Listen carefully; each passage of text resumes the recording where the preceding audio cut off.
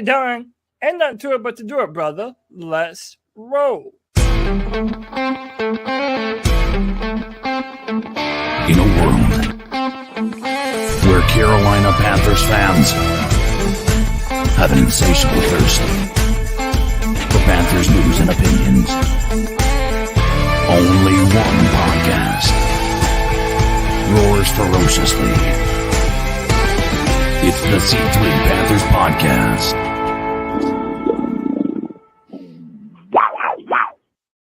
The owners are meeting. There's new rules in the mix. Say goodbye to the hip tackle or hip drop tackle, and say hello to the new kickoff rules. It's the C3 Panthers Podcast, brought to you by CarolinaCatChronicles.com, where every Tuesday night we chop up the latest Panthers news and opinions from the fan perspective. My name's Tony Dunn. The number's 252-228-5098.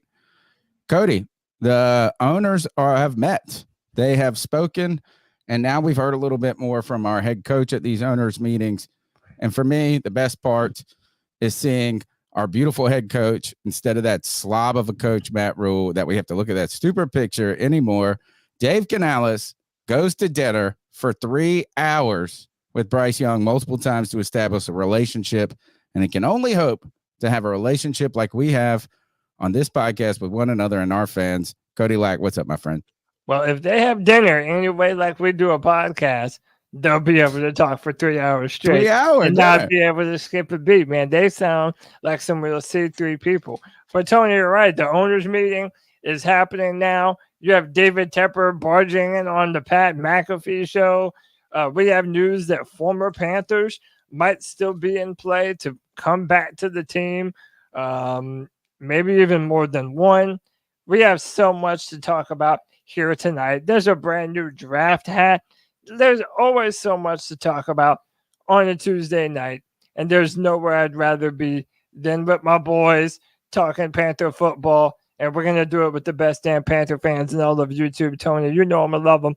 It's our boys Panther Pickle, Drew, Al the Sailor, Joey the Blind Panther, Brandon Malone, Daniel Berry Sports, Doug Reeder, Flame for Jesus, Harvey London, Jake the Snake, Kenneth, Matt Knows Nothing, my boy Strats, my man D from Sanford, what's up, Sean Hume, the real C3 AP, and Tim Estes. Tony Dunn. Ain't nothing to it but to do it, brother. Let's roll. Tons to talk about, even though there isn't, and no one better to talk about it with the man with the golden pipe. CK, how you doing, my friend? Oh, we're out here living dreams, just trying to find our way through this off season of uncertainty. Is the best way to put it at this point. And I'm going to need some people to explain to me, some of these new rule changes, mainly the kickoff. The other stuff seems pretty self-explanatory, but man, I'm just happy to be here with you fellas to talk about it. You guys hang out and we'll explain those kickoff changes to you. Also, opening week for baseball. Saw the Cubs losing to the Cardinals. Wasn't surprising there. But one thing you can do, guys, as we're trying to pass the offseason is remember you're in North Carolina and they've made sports gambling illegal in North Carolina. Legal sports betting is now officially live. To celebrate, FanDuel is giving new customers $200 in bonus bets for a limited time. New users who sign up through our link must deposit $10 and place a $5 bet to receive $200 in bonus bets. The best part is that you get your rewards even if your first $5 bet loses. This offer can be claimed by clicking on our link in the show description or by scanning the QR code that we're going to put on the screen. Registering with our link not only gets you these fantastic bonuses, but also directly supports the show. This offer is only around for a few weeks, so don't miss out. Remember to use our link, bit.ly/launch200 to claim your bonus bets. This offer is available for new customers who are 21 and over, physically present in North Carolina. Please remember to responsibly gamble. Gambling problem? There's people you can reach out to. 877-718-5543. Check the episode for the full description. There's that cool code. Give you a little piece of advice, folks. Make sure you use those bonus bets fast or they go away. because Tony doesn't know a ton about college basketball, different things like that. So I feel like I'm just clicking numbers. So I was slowly doing it, and I saw some bonus bets melt away. So make sure when you put that money up there, you get after it, like the Carolina Panthers are getting after the offseason, getting after these owner meetings. Guys, tonight's show is Dan finding CK. Dogs. Is Dan finding Dogs. Oh, my bad. I forgot I had that. dog? But it's only got the dog. There's no plural to it. We're gonna have to reclip that one day. Dave Canales, Dan Morgan addressing and all of this. Look, see, first, can I point this out? $1 trillion industry. And CK gave me I won't say hard time about this, but CK is the guy, if you can see his background, he's got a TV for his computer screen, not that one. He's got one over his head that's like as big as a billboard or the big screen at the game. CK would always be like, man, I think we really need to up your camera game. I'd be like, come on, man. It's fine. It's like we're back when we were on Hangouts and we were grabbing it. So not only was the camera not the best, like it still isn't, but you're grabbing a screen from another. So it's naturally deteriorating. And CK's like, come on, man. These people are watching on their TV. Isn't that cool? There are people that all the time. It's like, hey, I put you up on the TV and hang out and watch this. We're in a restaurant. On Sundays, you know what I mean? Throw us up there. Talking about muscles. Yeah, but I mean, hell, wait until that post game is bigger than anybody's, and they put it up at the bars around Charlotte. I saw Dan Morgan using a freaking ThinkPad from 1998. And then you've got Dave Canales in the owners meeting, and it's like a restaurant. It's like, guys, can't they just go buy some $200 microphones for these mugs? Can you get him a 1080p webcam? It's so frustrating. The Panthers never have good audio. They never have good audio. They never have good video. And this is something that we used to applaud them for, is the strength of the staff there and what they do online. But now it's it's not them. It's not just them. What I'm saying is it's these organizations that make so much money that they ultimately don't think they have to work it all for that little bit. Like, and why is their video department not saying? So the audio complaints for all these post press conferences is that the people asking the questions, we don't have them on audio. So you can hear the coach fine. You can hear that. You just don't know what the question is half the time. It just seems like, guys, we're post-pandemic. The pandemic made it so our grandmas know how to Zoom. Come on, folks. Listen, our boy, Mr. Strats, as always, is incredible. I know. 20 gifted memberships to the C3 Panthers podcast. Strats, we appreciate you, brother. Man, hey, we are still doing draft content, even though people might believe that we're not. We have the month of April coming. We're going to be breaking down some of these best wide receivers. Now, after Dan Morgan has spoken, there's a possibility that edge rusher might be available with that 39th or 33rd pick. So keep tuned to C3 Panthers Podcast, man, for $1.99 a month. Join and get that content. We appreciate y'all. Thank you, Stretch. Cody, take us into the show. I got to refresh my browser. Nobody's mouths are matching their words. Oh, good. No problemo. Panther fans, let's jump into it. One of the things that we've been talking about a lot is that we are still deficient at the edge rusher position. Well, CK, much to the joy of our boy White Chocolate Espresso, the Carolina Panthers are still showing strong interest in Jadeveon Clowney and would like to get the deal done. Tony, CK, how likely do you think this is to happen? And at this point, would you still welcome the presence of a Jadeveon Clowney to the Panthers. Well, why wouldn't you? Number one. Number two, I don't think that the fact that it hasn't happened really indicates much about the deal itself. Right. Clowney's been around for not only has he been around for a long time, he's done a good job of once he got out of Texas. It felt like no one was ready to make him the giantest paid player ever.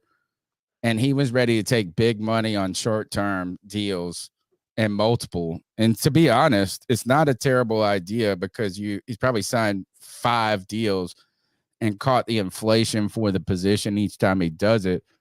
So I don't think the fact that the Panthers haven't signed him at this point is any real indication. I think he is going to be one of those guys who takes their time, probably doesn't want to sign before OTAs.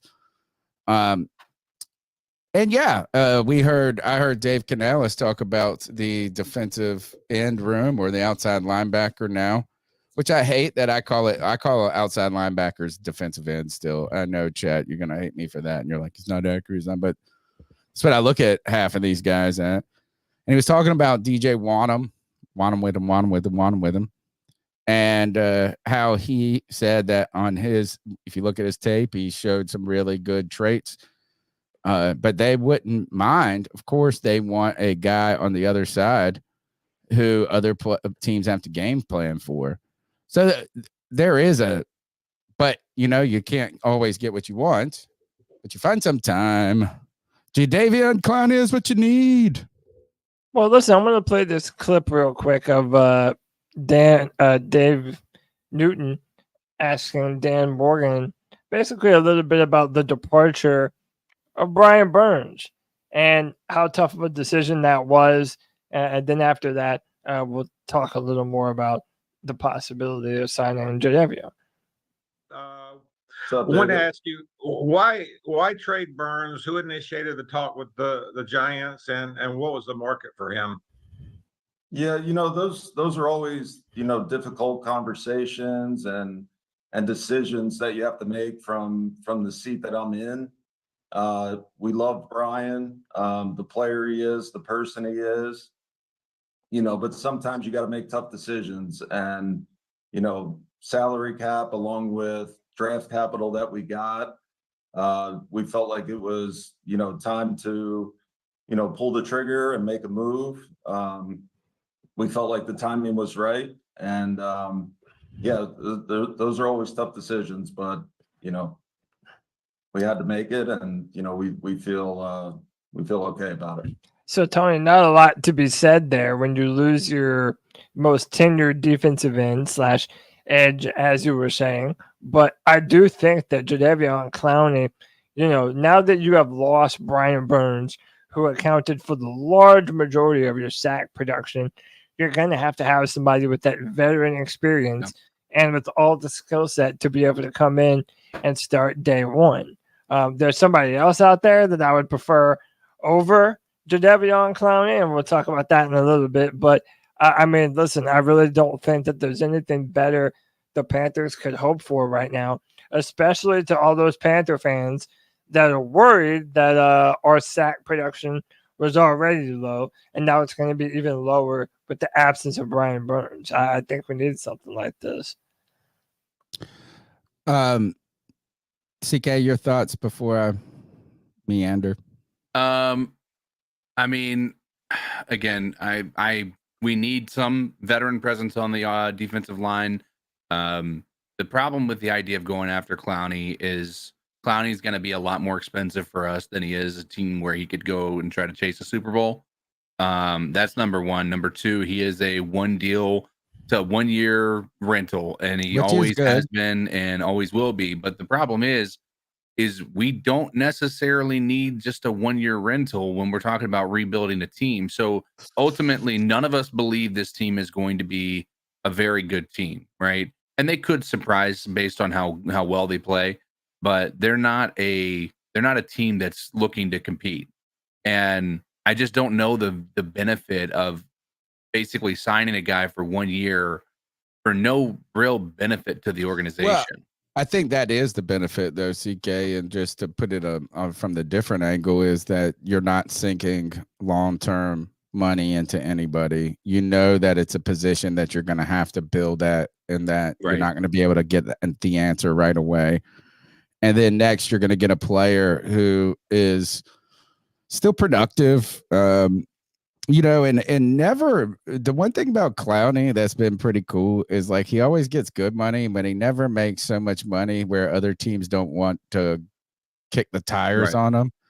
Yeah. And now I will go ahead and lead into your other guy, Cody, is I think that Clowney would be a better fit, though, than the other guy. Oh, I thought you were going to go Hassan Reddick. Oh, well, we can still But talk. Well, I think yeah, Clowney would be a better fit with the actual players on our roster than Reddick would right now. Because, again, you got a guy, you're hoping maybe Barno can do something. They mentioned DJ Johnson, Canales talked about today as having potential. You just wonder, is Hassan Reddick a little light in the pants for this defense where you're trying to get bigger in the trenches? But yeah, but I feel like we've already heard that about Hassan Reddick for more years than not now, and he still continues to produce. He's going to want money, though. Well, yeah, well, he already has a contract, so it would essentially be a trade. Oh, okay. But one of the other player that was really in the headlines, in the news, that was kind of viewed as a tandem with Jadeveon Clowney is former Carolina Panther Stephon Gilmore, who the Panthers are interested in potentially bringing back for another go-round. How about this? Both him and Jadeveon Clowney went to not only the same college, but the same draft class? Junior. Yeah, but they went to the same high school. Oh, wow. Holy fuck. The same high school? Yeah, they went to the same high school. So they've been sort of tethered to one another. And Joe Person even mentioned them both in the same tweet. So, I mean, it really does look like these are two veteran players that the Panthers could target to bring in right away and be productive for the Panthers, and not worth a lot of money. As you already pinpointed, they're not going to break the bank or anything like that. Did you have any worry about both of these dudes being older? They're a little bit long in tooth. They've both had some health issues. They've dealt with injuries. Does that concern you, or is this just the best of what the Panthers might potentially be able to do? Well, name-wise, it's certainly the best. That would get all of us most excited. No, I don't have concerns about their age, honestly. I think Clowney's only like 31. When you look at his age, like he came out, that was the whole thing, is he was so young. That was the era. I think things are going to change now that we got the NIL. I think it's going to do – I think players might not need to go to the draft so quickly, and they can make some loot in college and, get older and get ready for the league. Gilmore's older. Look, Gilmore's not going to be the player that he was when he was with, around the time he was coming to Carolina, because he was arguably still the most shut down corner in the league, or the most reliable. But that's one of those players, man, that is a fine wine, right? Like you might not ask him to shut down the best receiver all day by himself like you did 6-7 years ago. But that guy, with his technique and his play, is going to be good regardless, right? I mean, unless you're just getting blasted by the most athletic dudes in the world. The thing, again, is all these guys, even on a short-term deal, are going to command significant money. They're not going to be cheap one-year rentals, but they won't bust the bank. But, yeah, look, the Panthers – my question, I'll ask you this, and we'll start with CK. CK, which position group the Panthers actually need more help immediately? The cornerback room or the defensive end room? Whatever the fuck you guys want to call it. I think that, dude, that is such a tough one. I think that it's got to be the defensive ends. I just, especially with Wonham being rehabbing whatever happened with a torn quad.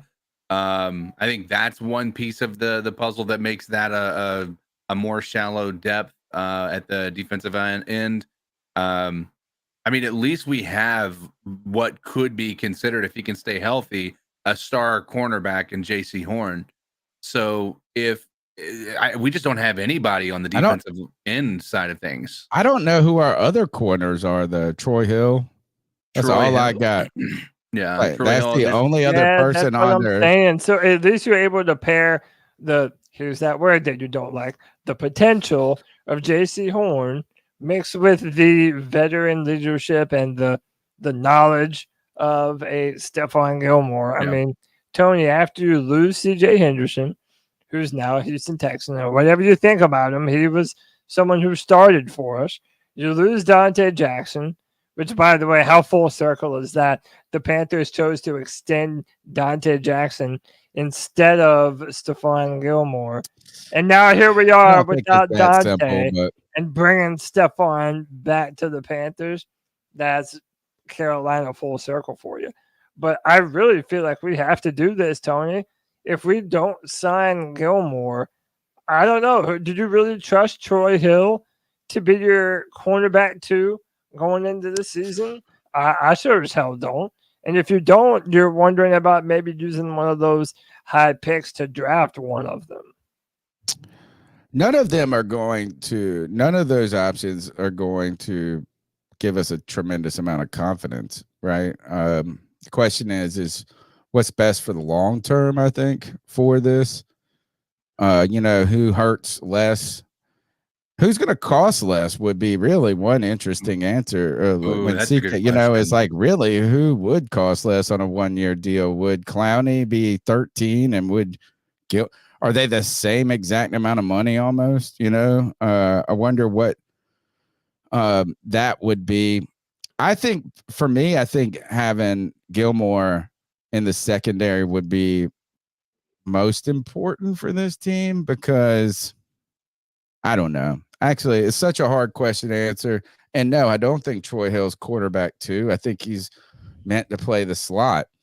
The other is now I hear people continuing to talk about some of these players in the draft, maybe that a good cornerback could fall to the second round. Now, I would say that I think a cornerback or rookie corner might have more opportunity to succeed than a rookie defensive end would. So if that would, but that's just me and my own 2 cents of how I've looked at the draft in the past. So those are some things. We'd love to get your thoughts. The number's 252-228-5098.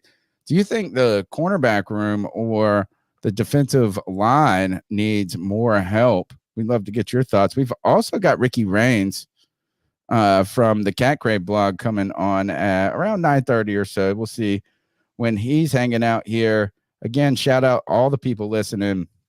Been fun. Look, it's wonderful to see all you guys showing up to the party. Cody Lack, as these owners have continued. What do we got next, actually? I don't even know. I know I put this up. I don't even remember what it was. Well, next, we have a little bit of Dave Canales talking about Bryce Young and how they've been having 3-hour dinners to talk about football.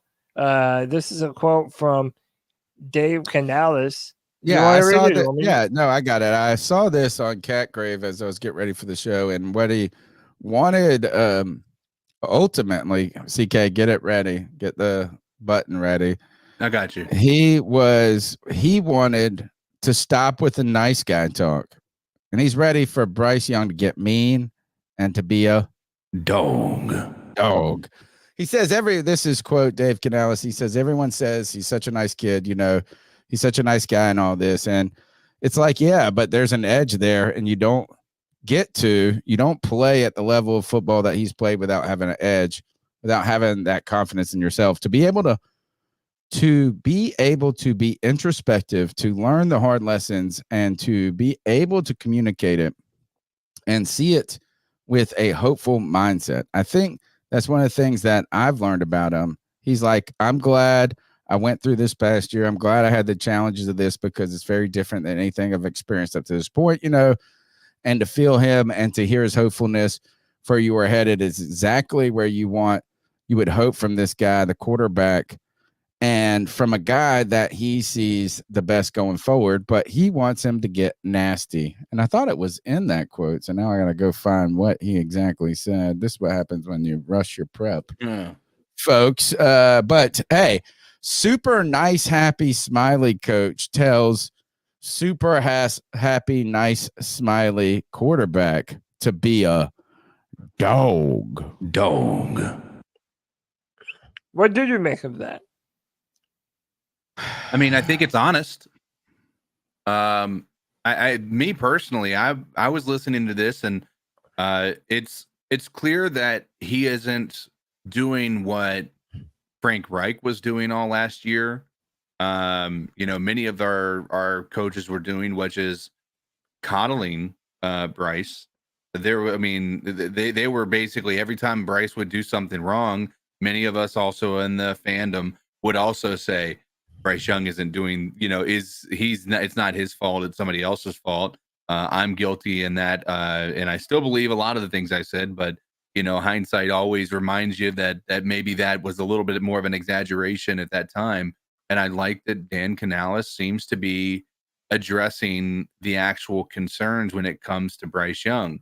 One of the things I sent in the Four Horsemen, he was on the Insiders as well. He was talking about the footwork and all that stuff as well.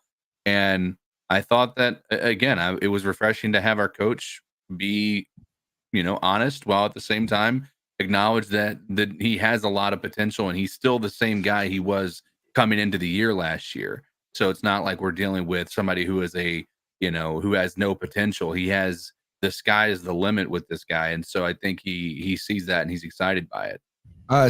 Cody, when I think about this is Dave Canales knowing exactly what the most important part of dealing with Bryce going forward is, and it's confidence, right? It is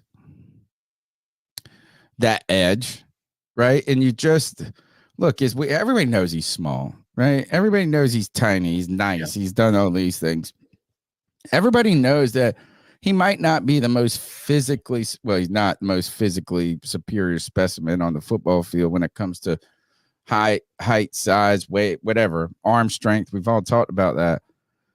But we all referenced, and I heard this guy when we were going up to the draft, and I loved it, and I wish I knew who said it. He was on the radio, local. I think he's kind of local guy, and he's talking about that Auburn. Was it the Auburn game? I ask you this every single time, Cody. What game was it where it's like, where he led last final drive, and he's smiling and he's shaking his head and he goes, "Man, this guy looked like a damn psychopath." Auburn. Like we need that. You need the edge, and once it's gone, like it's like when a knife. I don't know. It's like you just worried that you can't get it back. And for me, I kind of saw this with Cam Newton a little bit. Is there was a moment I think after maybe the health and some things, things like where it was like, oh my God, I'm not, where he recognized he wasn't Superman anymore. And sometimes it's like being naive to that is what is your edge. Right. Like you don't think you can fail. You don't think there's a moment you can't overcome. And so I think he's talking about this. It's like, Bryce, we got to not get it back, but we got to make sure that you don't forget that that's the guy that we drafted. That's the guy you are here. And this all is a mental thing. It's a mental thing when it comes back to a lot of these players. And I can't imagine how difficult it could be on them. I think Bryce A is well suited for this. I think he'll be fine.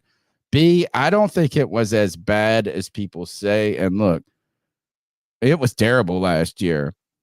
But I think that the fact that he endured all that throughout the season, he survived. He wasn't the worst player on the team.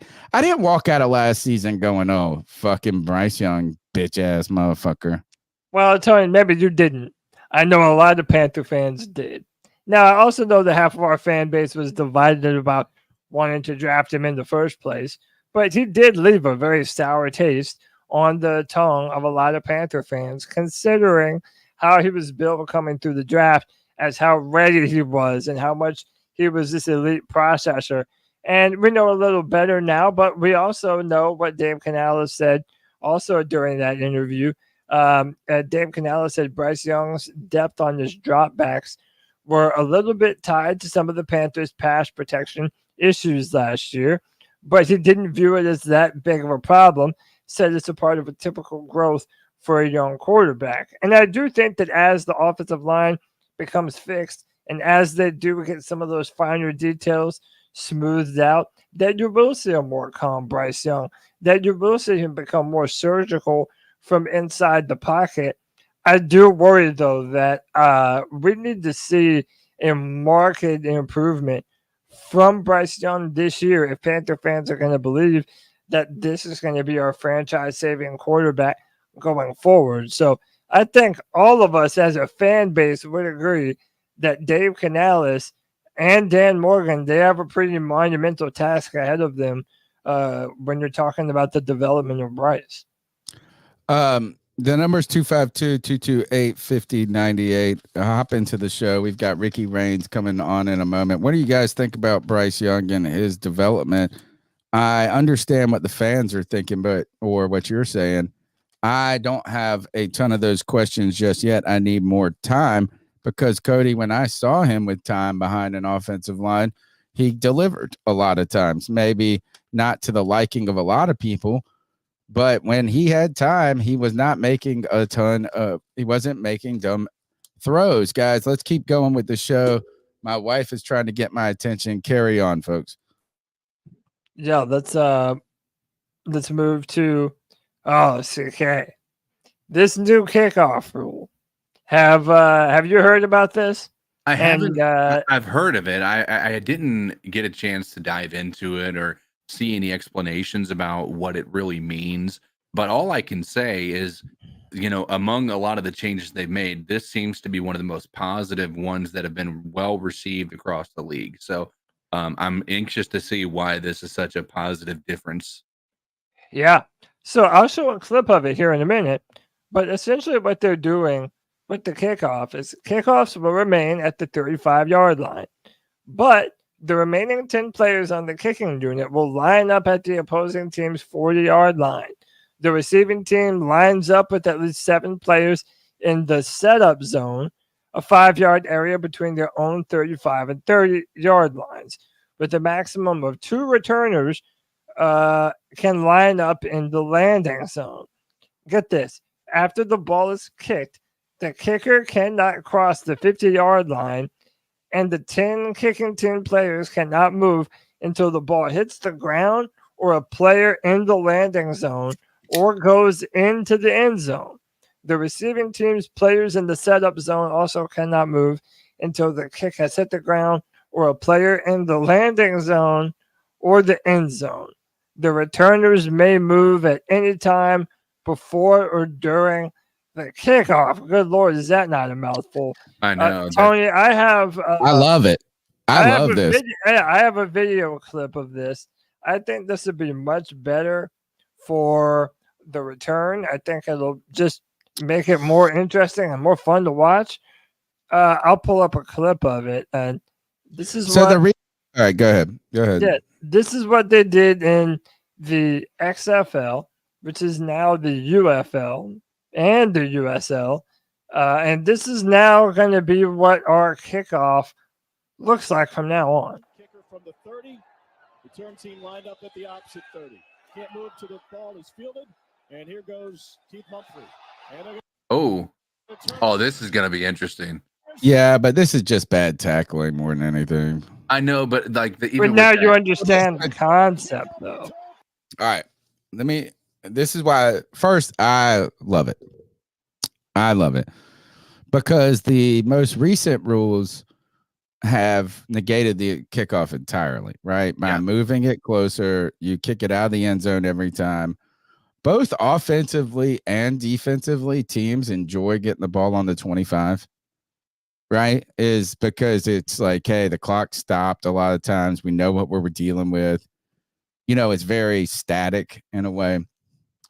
The problem with the kickoffs and the reason that they have been tweaking them for so long is because it's those high impact hits that are the problem. or a big problem in the NFL for it's not look, you don't hear a ton about offensive linemen getting concussions. It's about Antonio Brown getting his head decapitated by Vontaze Burfict going across the middle.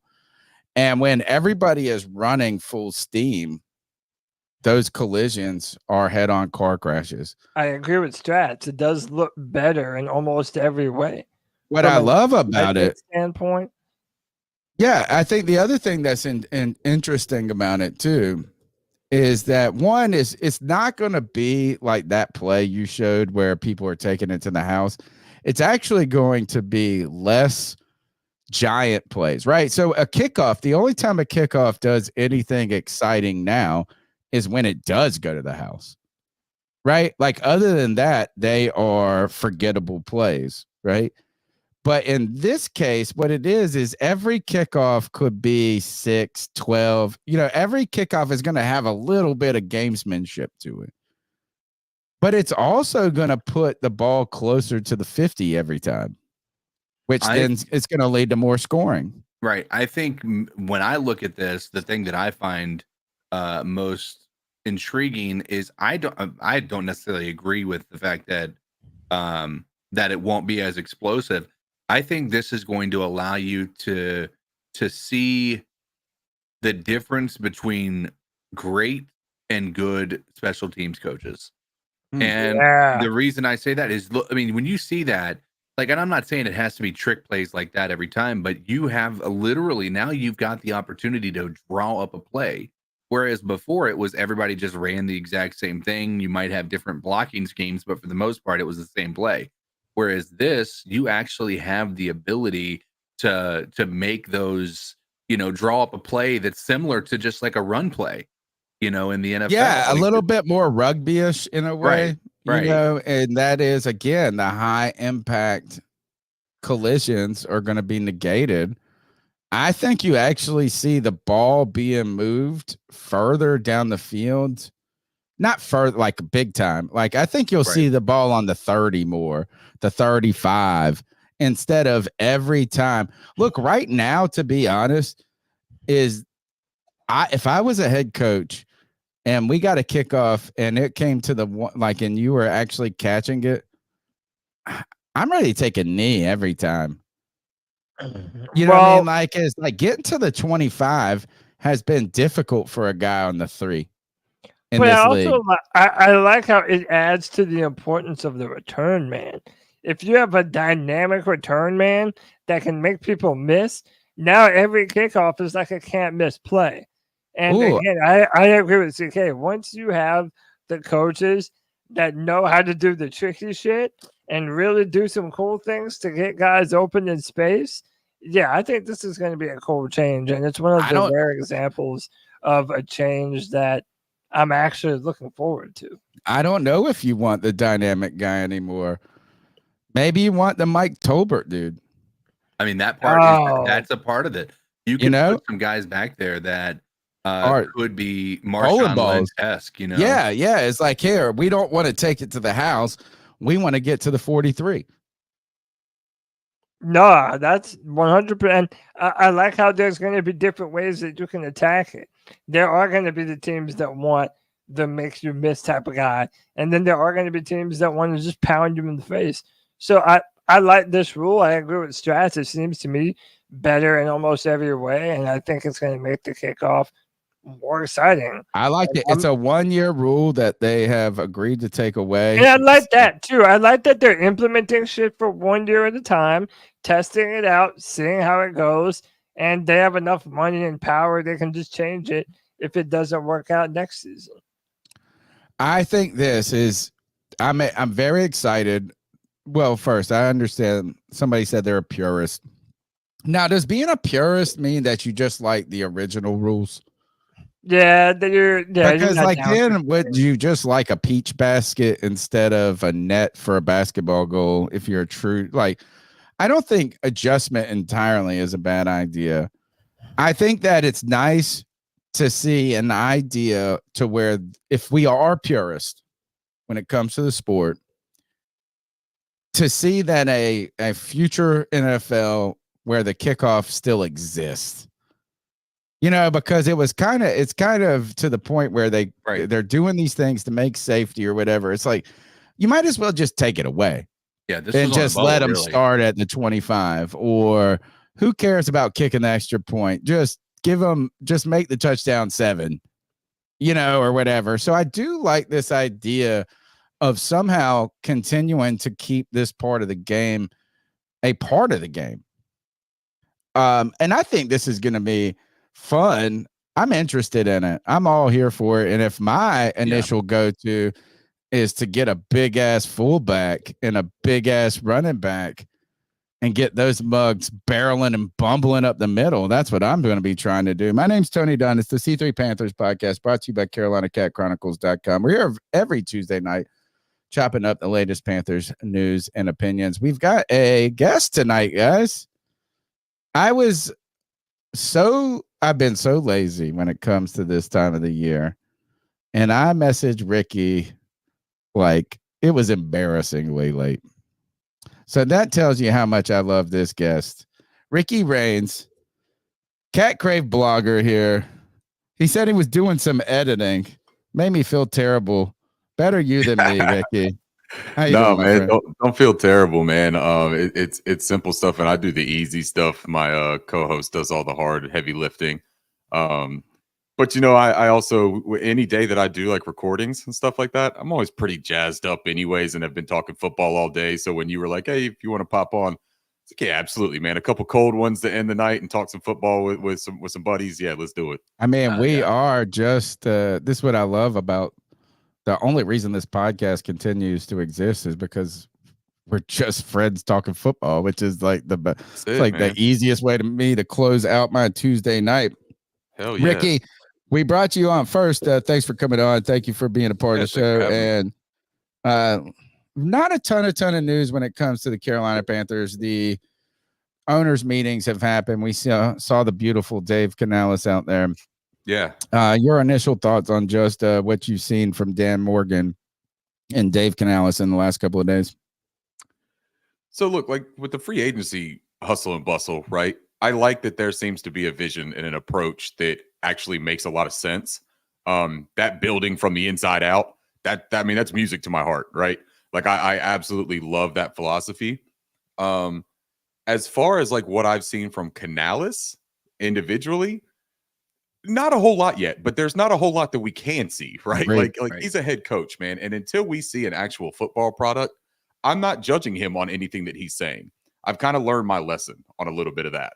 There was some really beautiful worded things last offseason, and I liked it because it was experienced veteran coaching that had a ton of praise all over the league, right?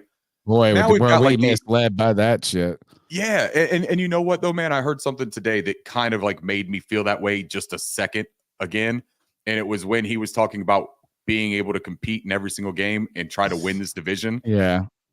But half of the fan base has already pretty much tied ourselves to this is a full rebuild. We're not going to be good for a year or two. We're doing this the right way, putting in the diligence of rebuilding. And then Dan says, we're building through the draft, almost hearkening that same sentiment about a full rebuild.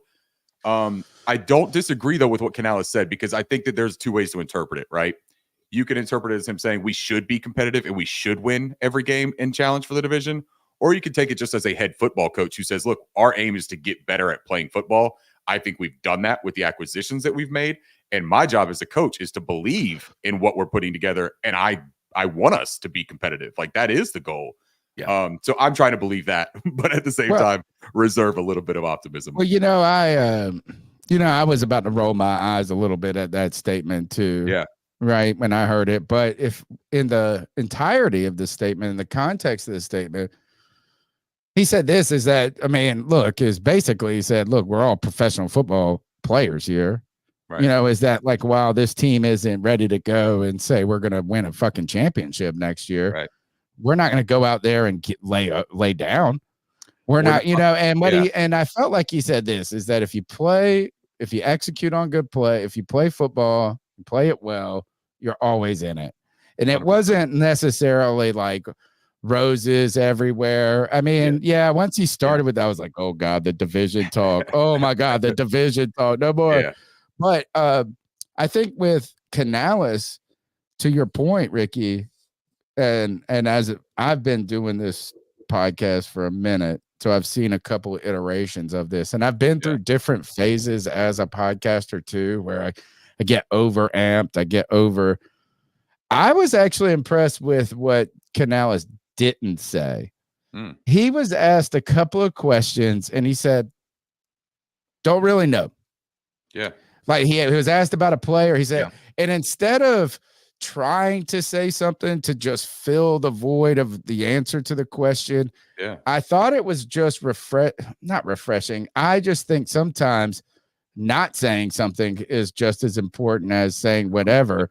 And he kind of pumped the brakes a couple of moments to some of the questions, and not in a mean way. He's just like, hey, I don't know, dude. They were asked about the draft. He said, what are you going to do with dude, don't really know. Yeah. I mean, and you're right, though. Sometimes not saying something, it lends to what his whole appeal is, right? Being genuine. You can't be 100% genuine if you act like you know every single thing or that you have a prepared answer for every single scenario, right? Sometimes when we're having conversations with our friends or anything like that in real life situations, you don't have some quippy little comeback that can answer the question, right?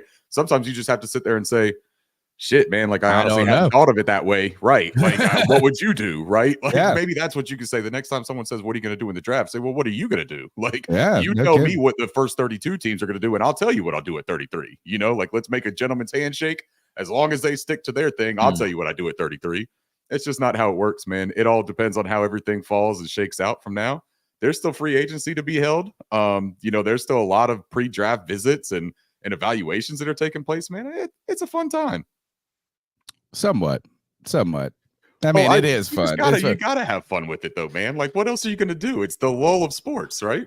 Totally the lull of sports. In fact, I didn't even know what we were going to talk about the night half of the show, and then I actually saw some things as we were going along. But sometimes, like, the no news is the better news, right? I used to have this friend that said you don't win a Super Bowl in March and April and May, you know, and that's why I'm not overly reactive or going crazy when it comes to, like, we didn't do this, we didn't address this, can't do it all in a day. And let's go back to this. And guys, I'm going to ask Ricky this question, and I'm going to have my co-host cover me because I have to reboot or do something because this lips not matching people's voices is driving me nuts. But Ricky, you said there was a plan. And from the moment that free agency was executed, from day one, I thought I saw the plan. And I'm not a football expert by any means. I'm an expert football fan. But to me, when we went out and we said, look, we're not going to sink the assets in this defense right here. If we go and bring back Lou Vu and Brian Burns and sink all our money there and win 2 more games because we strengthened our strength and we had to do so many holes still on that defense. 2024 is about giving Bryce Young enough of an opportunity for us to learn about him and our confidence in him, not this year, but going forward. And to me, that's what they've executed in the plan at every step. And not even about wins, but about executing an opportunity for evaluation. Your thoughts, and I'm redoing my fucking, excuse me, I shouldn't have cursed. Because everybody is delayed. Carry on, fellas. You're good. Yeah, I mean, my thoughts on the approach is pretty much the same, right? That they've made a conscious effort of identifying where the clear problems were last season. You can't get a clear evaluation on what Bryce is or isn't, and that's been a hot topic for fans, right? For Panthers fans to say, did we make the right pick? Did we not make the right pick? If it's that hot of a topic for us, imagine what it must be for the front office, right? That their jobs are on the line and dependent on that thing. So yeah, man, I mean, I see the vision of understanding that trenches are how you're going to have to build and then put skill positions around. And for the draft, I mean, what are you going to do, man? You want rookies to be in front of Bryce Young to do that evaluation, or do you want veteran players? You probably want veteran players, right? You're speaking to the choir, because that was a point that I was making. Is this shows me that the places that they wanted veterans was on that offensive line. Right. That was more important to them than having veterans on the defense. That's not Right. saying that we can't have veterans and that they're not going to be interested in getting veterans.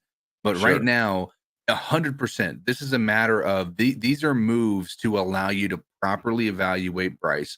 It's Yep. a 100% a move to make sure that they know what they're doing next year. Because that tells me, number one, if things don't go well this year, there is a very good chance that it is sayonara Bryce as far as Could be. the future of the Carolina Panthers being banked on him. Right. Yes. This year, you have to bank on him being the guy and moving forward.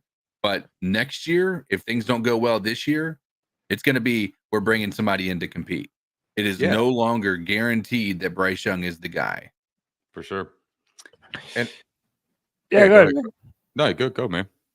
Well, no, I was going to say to that note, I think you made a good point of Dan Morgan doing everything in his power to fill all the holes that we have on this team.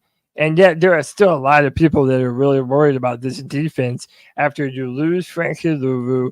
Now you've traded away Brian Burns. There's a lot of turnaround on this defense. There's no more Dante Jackson. But that brings up a point, is what do you feel is the biggest hole on this defense right now? And it's already hit the rumor mill via Joe Person that Jadeveon Clowney and Stephon Gilmore are both possibilities for the Panthers. I mean, I feel like most fans would like both of them at this point. Yeah. But you had to break it down between corner or edge or outside linebacker, however you want to say it. Right. What is the biggest position of need right now on this Panthers defense? And do you think that either of these guys are perhaps the answer to what our defense might need? Well, so for me, it's definitely a pass rusher, an edge. I understand the need in corner, and I absolutely want to bolster that room. But right now, DJ Wanham is your one as an edge rusher, right? DJ Wanham, dude, and this is no slight to him, but all sacks aren't created equally, right? His 8 sacks weren't one-on-one win sacks. He had a lot of cleanup work, and that's great because it shows a ton of effort. It shows sticking with plays and still being a in the right place at the right time player. That's still very valuable. Like, I'm not trying to diminish what he is and what he's accomplished, but he's not a one-on-one winner. So when you look at the rest of that room, where is the one-on-one winner? There isn't one. You have to have somebody that can put pressure on the quarterback. It's one of the premier positions, especially in today's NFL. You have to get a quarterback uncomfortable. It's the way that you beat the greats of all time. It's the way that you beat these young kids and make them confused on what they haven't seen in the NFL and make them react quicker, right?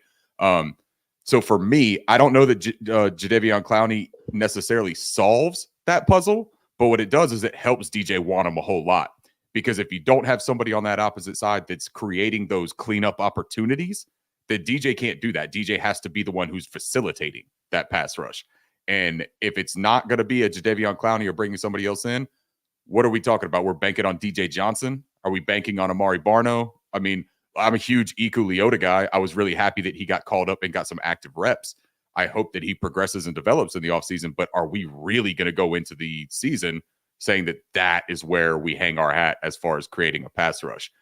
Maybe you allocate some of that to the draft at an early position, but then you kind of have to weigh in, do I want a center, right? Like, we're going in with Austin Corbett, man, at center. That's a tough situation itself.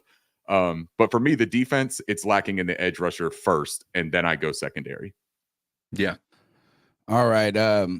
Cody had to bounce, not been feeling well. We thank him for hanging out with us while he can. The number's 252-228-5098. Ricky, you can stay. Please stay as long as you want. You can hang out for the calls and all of that. As we continue, because I had to do a full reboot, and now everybody. Is everything working better now? You guys match. Oh, good. Have you ever watched? You guys know what it's like to watch a show where the lips don't match. Oh, yeah. 100%. It is annoying as shit. Brutal. It is bad. And maybe that's why we're such visual. Well, not Hey, all of us. Not. Speaking of watching something, Tony, can I talk real quick to you specifically? Because we had a conversation about the Roadhouse remake on Twitter. Oh, you didn't like it? I was able to throw it on in the background the other day while I was working on some stuff.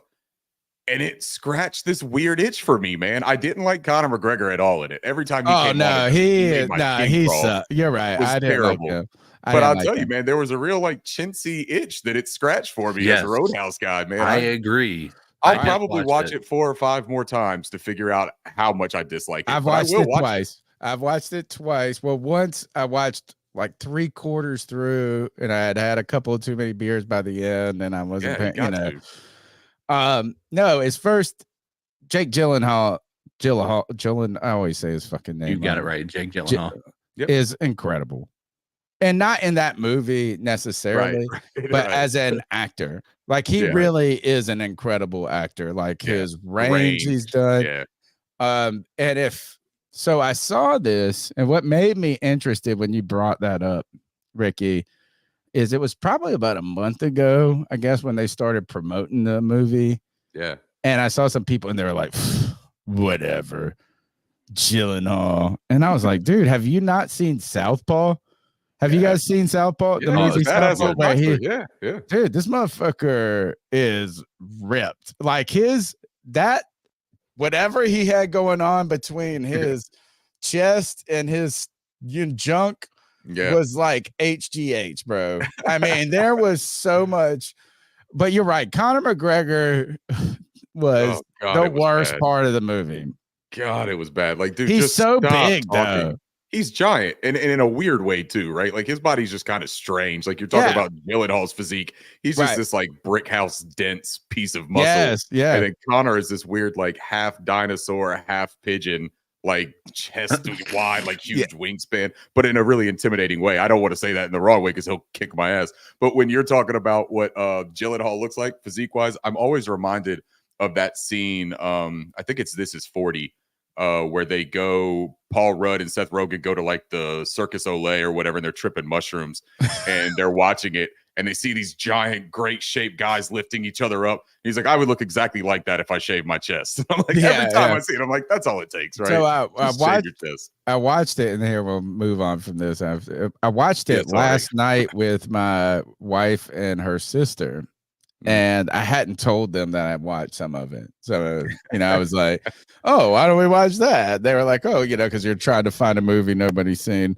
Right. And they kept talking junk about McGregor.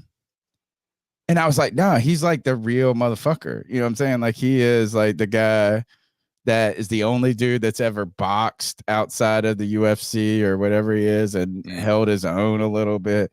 And they were like, and what I was surprised by is like they said he's not weird, he's not ugly.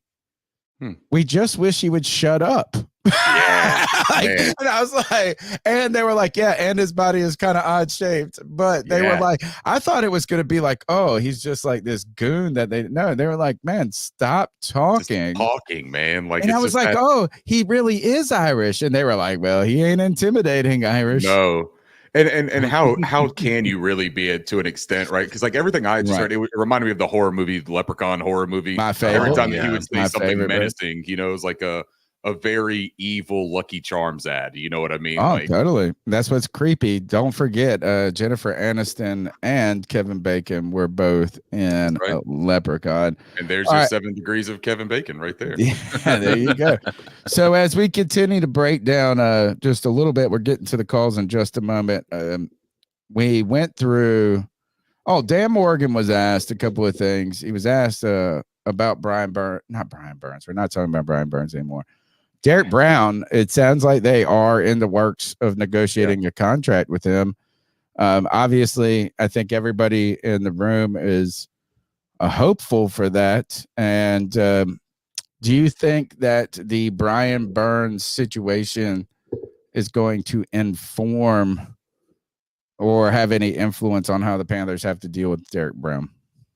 To an extent, but I don't think as much as it would have if this was still Fitterer and company leading the charge, right?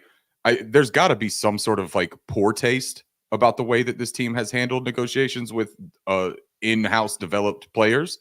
But at the same time, I think what happened when he traded him and then he came out today and he said, look, man, we made the decision. Now's the time. We're getting off this saga. Like, let Brian go do whatever he can. Yeah. Best of luck to him. But we needed to move on.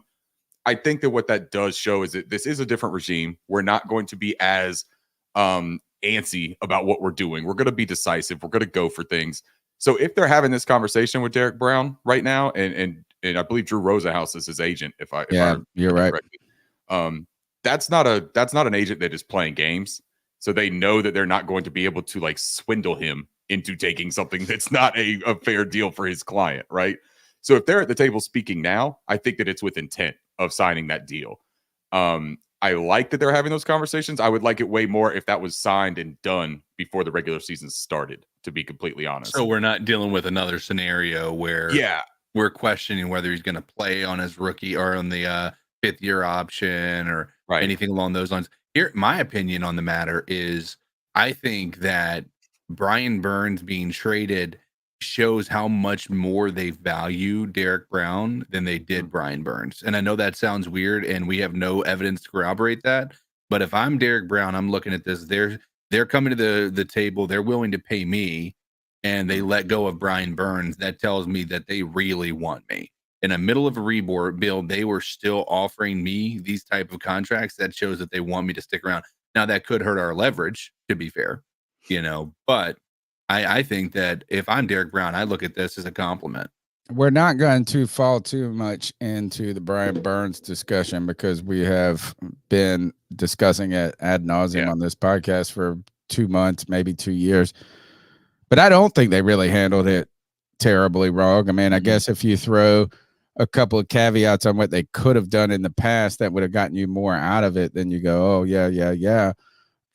The other thing is, and what they did handle wrong, Ricky, for me, was putting their eggs in the Brian Burns basket, but then not making the omelet ever is what I would think is like, look, is you had the Hassan Reddick moment where you said, look, they let Hassan go. It was like Brian Burns is our staple, our core, this is who we're going to build around. So to me, the only negative way that they handled anything was just not going through with what they originally thought they were or something to that effect. I think they actually did the right thing in this case. But I would say when it comes to Derek Brown, if they were going to give him top 5 DT money, which I mean, of course, that's what he's going to get. Sure. And it's hard for me. A month ago, this point would have made a lot more sense. But the Chris Jones contract is so big, like it's changed a little bit of the numbers. Isn't a top 5 at defensive tackle cheaper than a top 5 at defensive end or offense? Yeah. And that to me is like, okay, like if you want to overpay Derek Brown a little bit, or a lot, even a lot of bit, it's still not on the scale of what overpaying one of these bigger positions would be. But Chris Jones made it complicated.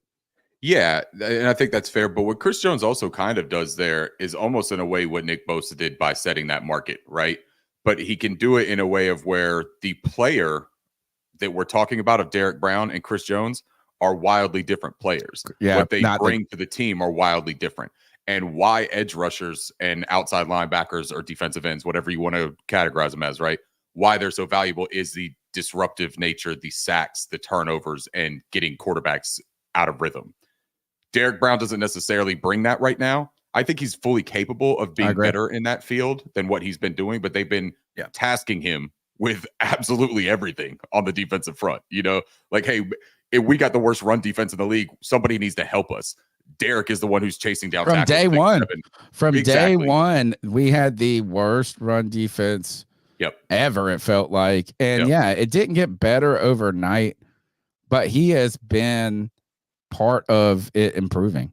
For sure. Or if it's improved at all, you could just point to him he's gotten better every year.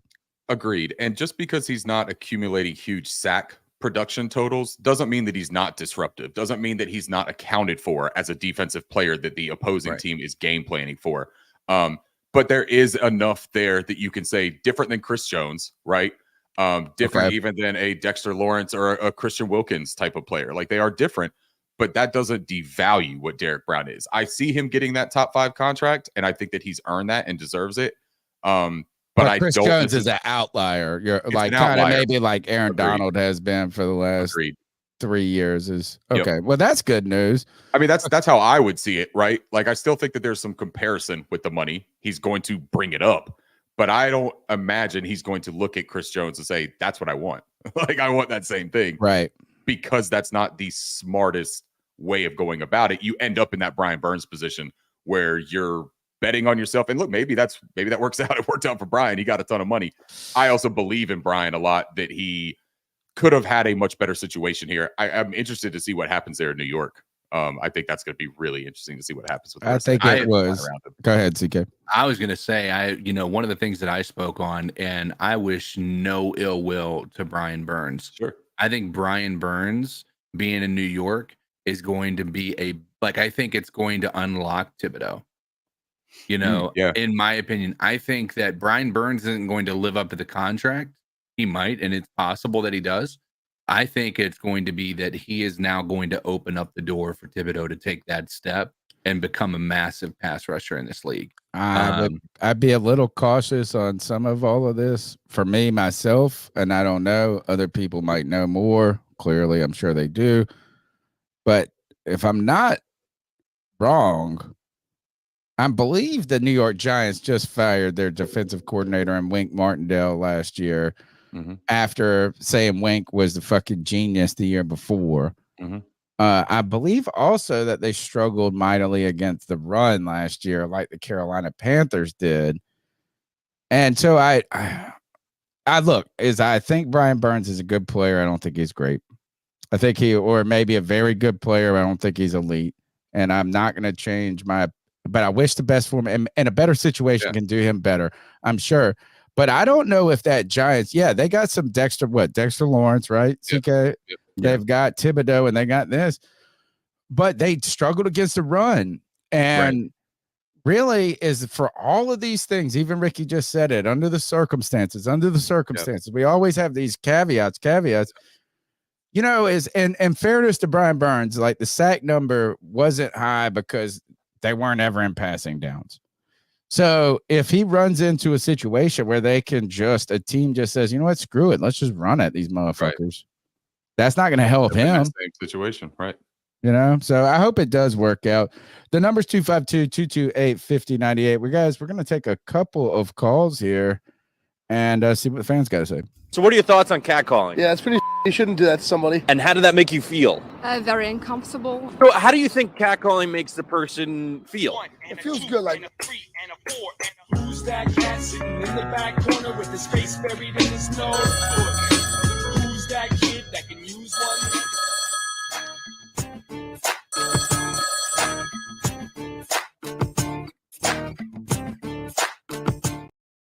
What up, Strats? Hope you guys are doing all right. I don't know, but I swear every time I make a call, it's always the last call to go. But it's fine. I'm playing you first, baby. Probably my timing, if anything, more than anything. But what I do want to say is, hell of a blast hanging out in the spaces. You get to obviously, voice a lot of input and stuff. So I got to give a big shout out to Pickle and Deez and really all that crew that's putting those things on. They're doing a hell of a job. Yeah.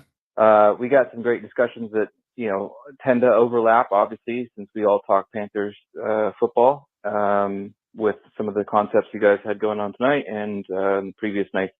And the main takeaway is I don't want to get too excited because of last year, but Canales and Dan Morgan seem to be on the same page working together. And I love that Canales kind of mentioned today in that video that dropped, focusing on the fundamentals. And I can't accentuate this enough. I think the more I think about this, the more I think that really was, and I hate to use the same word twice now, the fundamental problem that we had last year. And that, I keep thinking back to that one game when we played the Seattle, and we had 3 false starts like back to back to back, and then Bryce with his footwork, and then you had people missing blocks, and you had wide receivers not knowing how to run routes. Fundamental. They're fundamental to the fucking game.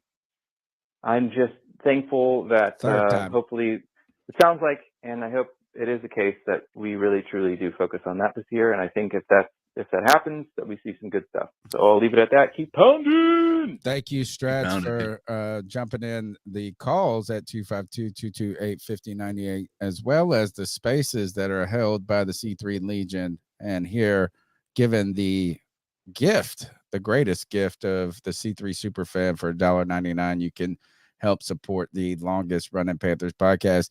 As he brings up this, he says, look, as he's again cautions not trying to get excited. And to me, that actually is the exciting part, guys. Yeah. Is that we didn't get Ben Johnson as the coach. We didn't get the name that all of a sudden requires inflated expectations to me.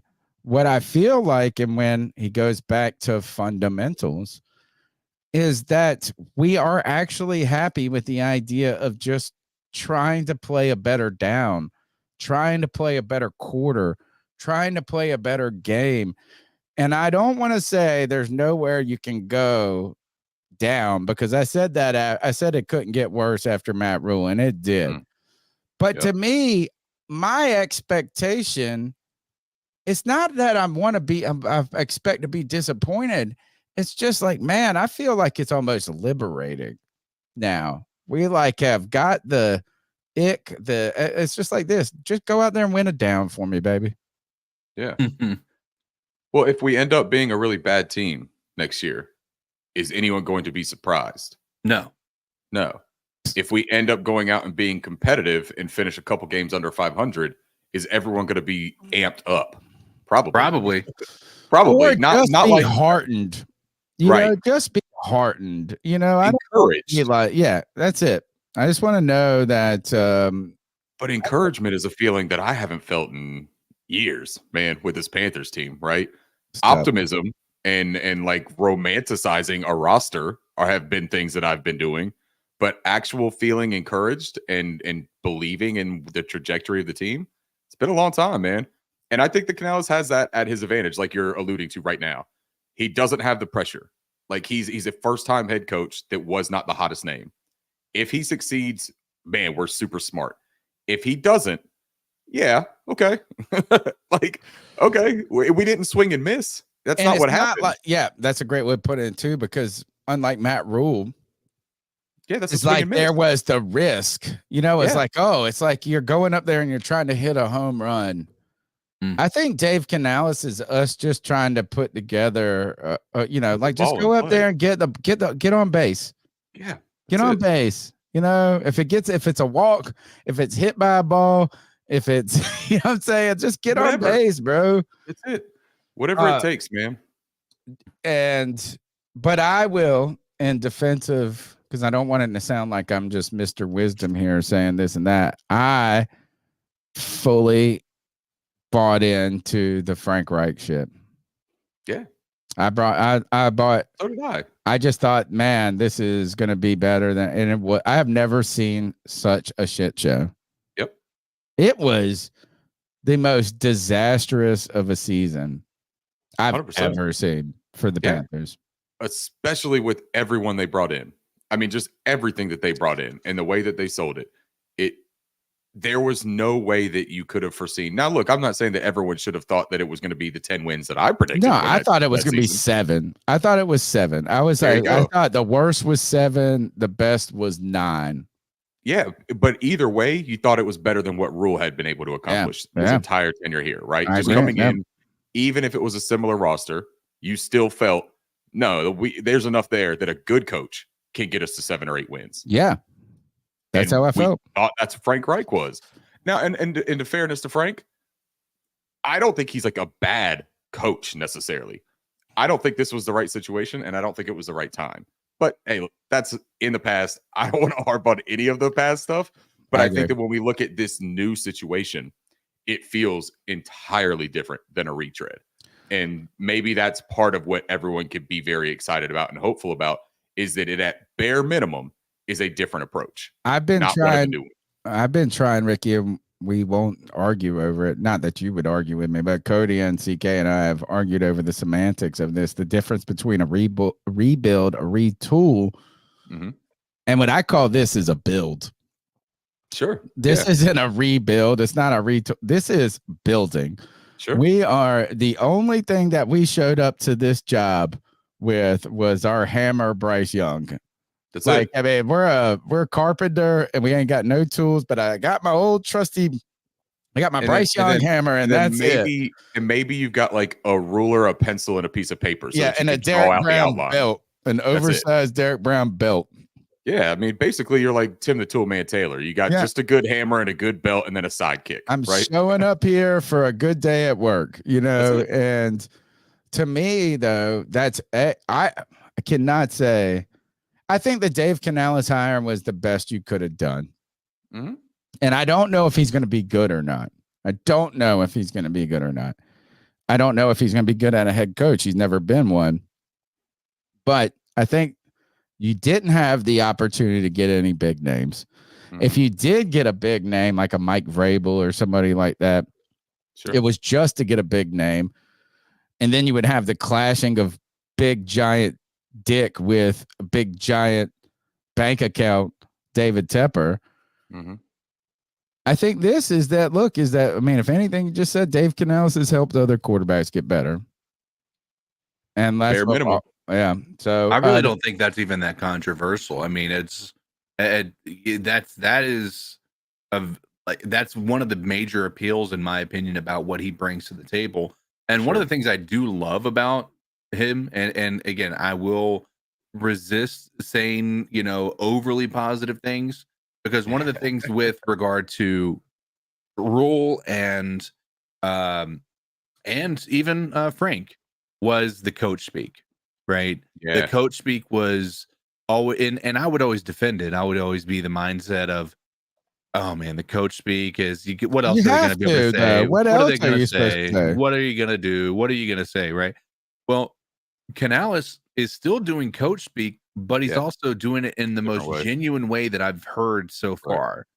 So I do like that, but again, I'm not about to crown him before our team even gets to take the field before we even get a chance to see what the draft looks like or anything along those lines. I think that is a mistake that we made way too often under different regimes, and I am not willing to put myself through that agony anymore. And what is truly crowning someone at this point right now? For me, crowning him, like when I say I don't want to crown him, it's like I almost just mean like I don't want to say he's going to be the coach in 2026. Right. That's crowning him for me at this point. Is like, oh my gosh, you're going to make it 2 years. No, I'm excited about him. And you mentioned it, Ricky, earlier when you said that he is authentic. Yeah. This is something that I've been on for a minute on this podcast is if you're cool, people don't try to be cool. Right. They just are. That's it. Dave Canales is so nice. It's annoying. It is freaking, and like Bryce is like this too. It's like, man, you always say you're always happy. You're always saying the right shit. You're always, I want to be like you. But there's a guy that I work with, and I call him Jeff Happy Smiley. And it doesn't get annoying because he really is that. Right. Like he really, it's not like a thing that he's just trying like a stick. It's not an act. He just, and that's what I see with Dave Canales that I feel like I'm like, I agree. Is like, it's authentic. And part of why I buy into it so much too is that it's still a little bit funky. Like his niceness still has this little bit of weird tinge to it, which is very Pete Carroll, right? Like Pete Carroll seems like the most upbeat, awesome dude in the world, but he's a weird dude, man. Like the way he comes across, you can just tell that like he probably has like a jar of toenail clippings or something at his house.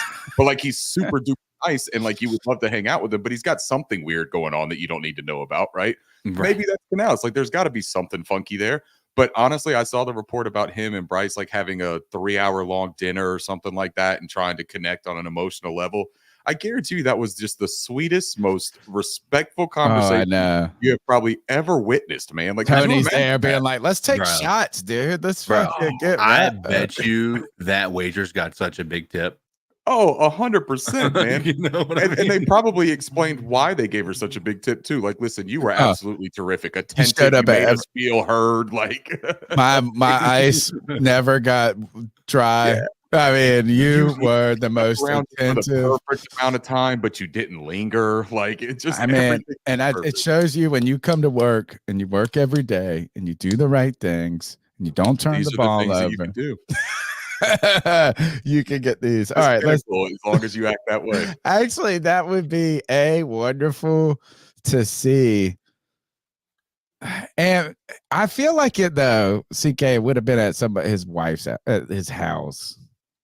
Oh, who You knows? think it Maybe. was at a restaurant? Like, I feel like it's like, hey, we're gonna eat dinner. You're gonna meet my kids. Then we're gonna go into the den and we're gonna watch you beat USC's ass or some shit like this. And then we're gonna go step outside Probably. That's a great question. This is where we need to be in. The This is fucking it, man. media is like, that would be our question. So when you had this 3 hour, but was it at a restaurant or for a long walk on a terrace together? How many books did Bryce read your kids to bed? You know, like- Did you look you at guys all wear the same pajamas? did you look at my family and realize that if you don't play well, you're taking food off of the table? Oh, goodness. no. And next time, if you don't play well, sir, at November when we have this dinner, you'll be sitting at the children's table. That's right. You'll be sitting at that small one right over there, and I won't cut up your chicken nuggets for you either. Oh my God. All right, let's take another call. CK, cover me on the response initially. You gotcha.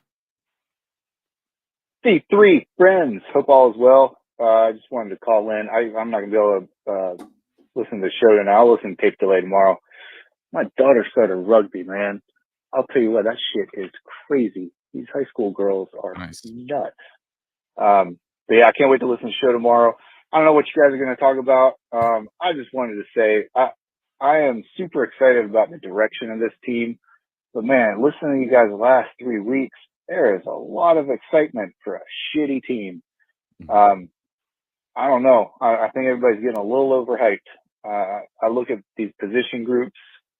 Man, I mean, the changes we made, there's still the draft. There's still a little bit of movement to be done, but when you break it down, that O-line went from an F to a C minus, maybe.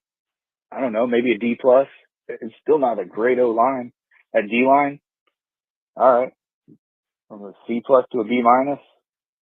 Wide receiver group, they're an F minus. They're still not that great. I mean, we got one receiver still. 1.5 for Thielen. Mine seems harsh. I don't know, man. Safety's looking good. Edge rush went from a C minus to an, I don't know. Tony, you're the professor. Can you get a negative grade, like a -7? It's a an G, F I minus, think. minus? It's the one after F. I don't know. I think everybody needs to slow the roll. I think it was Nick out in Seattle that said embrace the suck this year. And I think that's what we got to do, man. We can't be making any rash moves. Everybody's still wanting Jadeveon Clowney and T. Higgins, and man, we gotta save those picks for next year. We gotta stock up, man. Panthers have a chance in 25. But slow the roll. Just enjoy watching Bryce get better. Hopefully, he's got more than 1.2 seconds to get rid of the ball this year, and man, keep that little man upright. All right, love what you guys do. Everybody, keep pounding. Happy spring. Keep pounding. I don't disagree. I mean, I don't think I'm not going to sit here and be the one to tell Panthers fans they should be positive after how last year went, right? I think there was so much optimism around this team, and so I don't disagree. However, the other side of this is I'm not gonna tell fans not to be excited either, right? Sure. A firm, one of my core beliefs is to live, life by faith, and faith is a hard thing to have when you are dealing with no evidence that it's going to be actually met with any sense of promise or certainty. But here we are, And we're Panthers fans, and we love this team. And that for that reason, I believe that it's okay to have some optimism. I think Well, it's you also could choose to be miserable too. exactly, and Right? that's Like, what 'cause my dad always used to say this to me as a kid. He said, "Renew your mind." And I'm adopted. My father adopted me. He's the best dude in the whole world. But he also got a young kid that he didn't have like this. Yeah.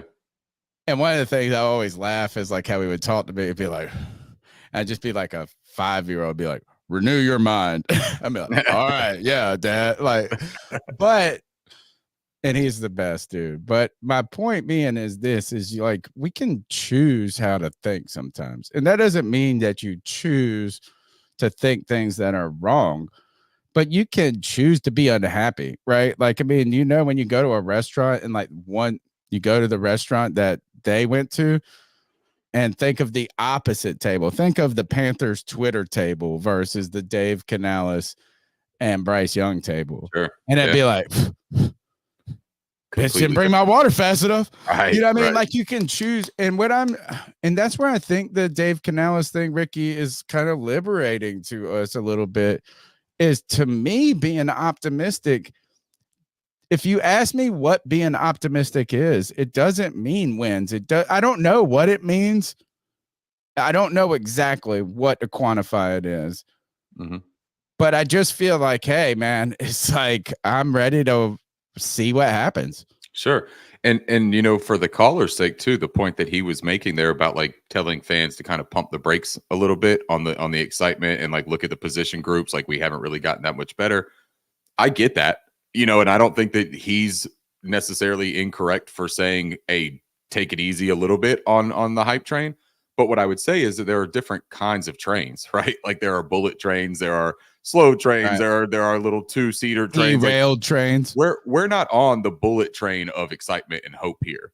Like we are on we're just happy to be a train kind of train right now, right? Like I am looking at the smallest wins and I'm saying that's more than what we had last season, right? Getting Deontay Johnson, he gives us an F- in the receiver room. I agree that wide receiver room still needs a lot of improvement and talent to upgrade it. But Deontay Johnson is something that we did not have anything remotely near last season.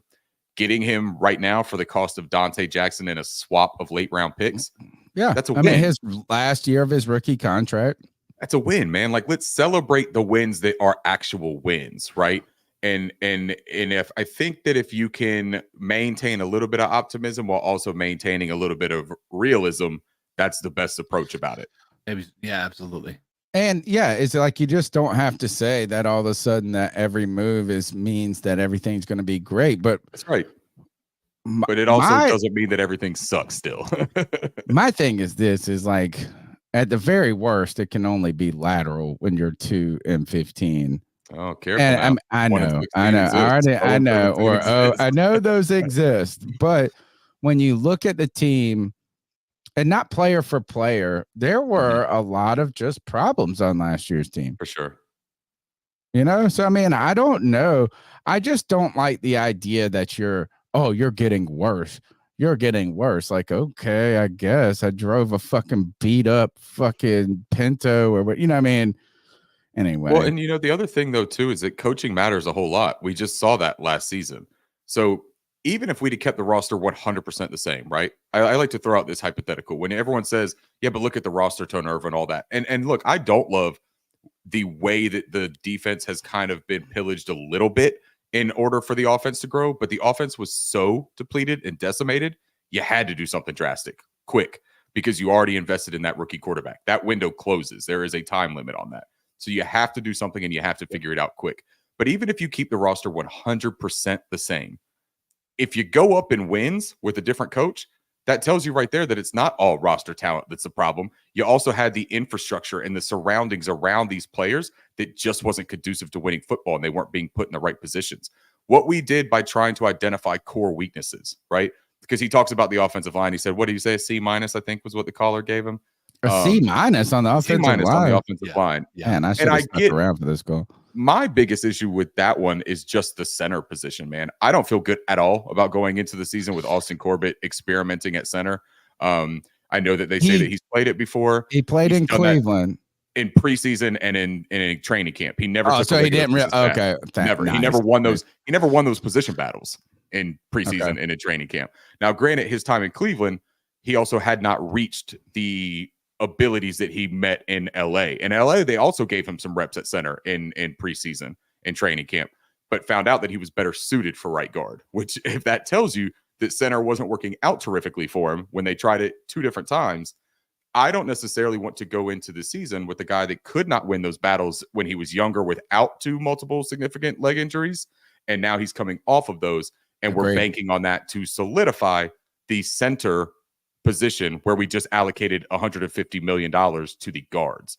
I would prioritize center in the draft. And I just had shameless plug here. I just had Ian Cummings from Pro Football Network on the podcast today. It'll be out tomorrow. And we talk about the center, and we talk about the levels and the tiers of if we don't get Zach Frazier, right? If he's not there at 33, we know that JPJ is probably gone. But if you wait until later, there's some good players, right? Bo Limmer, Tanner Bortolini are good prospects, but they are tiers below these other 2 guys. So if you're serious about bolstering that interior, I don't think that it's out of the question that the Panthers look at 33 at Zach Frazier.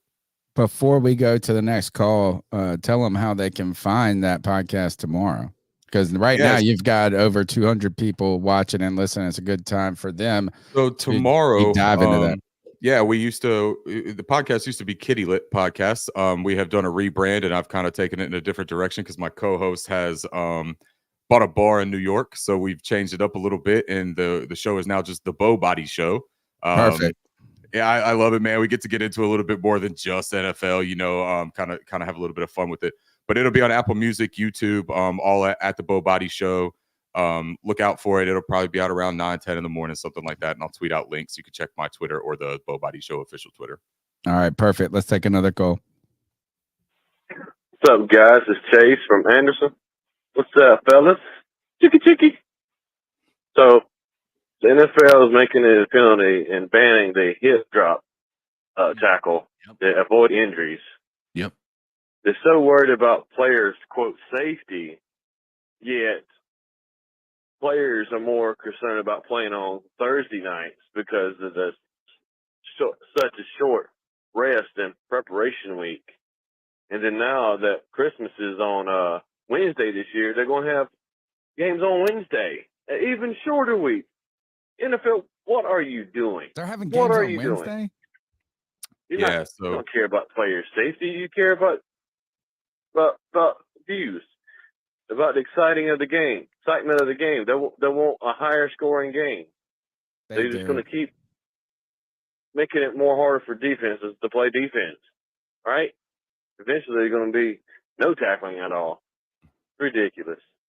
And for the draft, for the people that likes to do the whole trading down thing in the draft are the same people that complain that we don't have a first-round pick. But you want to trade down from the closest thing we have from the first-round pick? Fuck off.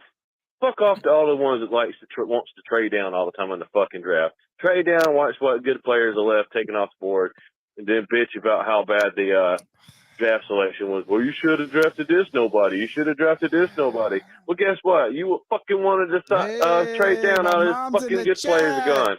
Fuck off with this trade down shit. Don't worry. My mom knows this show gets wild. I don't know how to feel about the trade down right away because I am a trade down dude when it comes to building, not rebuilding, but building. So if we could get 240 picks, for a 39, to me, or 30, that all of a sudden becomes, because I really, once you get outside the top 15, it's so subjective in what these guys are truly ranked and this and that. So unless you have a guy that you truly think is going to be a difference maker right away, I think trading down should be an option. I think also now if the Falcons and the Eagles maybe get stripped. And I don't know if that's off the table yet. I haven't heard anything else about that, but that would be cool if we could, move up. But, really is this, you're talking about the difference between a Vernon Butler, this and that. And I don't know. At this point, I just don't expect a guy picked at 33. This is why I don't go crazy about these wide receivers. All of a sudden, it will be nice if they come in and make a giant difference. I just think it is difficult to bank on, and that's why I appreciate your point about Austin Corbett. Is all this stuff looks great on paper, but Mike Tyson says everybody's got a plan until you get punched in the face. That's right, man. And so I don't know. What was his first point, though? But I think you just made a really good point about the trading, though, the trading back thing. It's entirely dependent on the value that you're getting back. If you're getting 2 top 100 picks, potentially, and maybe like one is a top 50 and one is a top 90 pick, and you can trade back from 39 to 46 and you pick up an additional 3rd round pick. Is that really? Yeah, I would probably do that, especially it's dependent on how many slots back you're going and who is on the board. Yeah. If they look at their big board, right, and we're at 33, and let's say that Zach Fraser's there, and these are just purely hypotheticals, but these are guys that I have ranked highly. So Zach Fraser is there. You got a Xavier Worthy, a Keon Coleman, maybe an Adisa Isaac and Darius Robinson, right? Those are all positions that we have needs for, but it's 5 players. If someone offers you to move back 4 slots and they'll give you an additional 3rd round pick to do that, and you could still have one of your premier 5 players that you have ranked very highly, grab them still, best player available that's on that board, then you still have pick 39, and then you have 2 in the 3rd now. That makes a ton of sense. Where I don't subscribe to trading back is if you're talking about going from like 33 to 56 and all you get back is pick 125 with it, right? No, thank you. Yeah, but who would do that?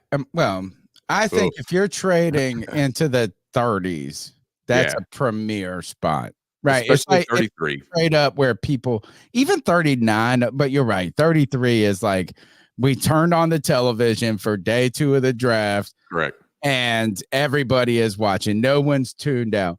If you're in the 40s or the 50s, we are going to get something to eat. We're going to make a sandwich at this point, and so are they.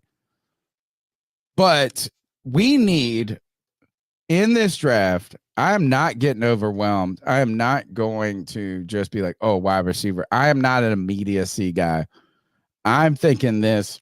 I would not be surprised. And I hate the draft, Ricky. I hate it. Oh no! See, I'm a draft guy, man. That's don't worry. You know why? Because how long you been podcasting? Oh, I've only been podcasting for what, a year and a half now. Yep, catch me in 6 years, bro. Because you're gonna do all of this damn work and then none of it, and then you're gonna anyway.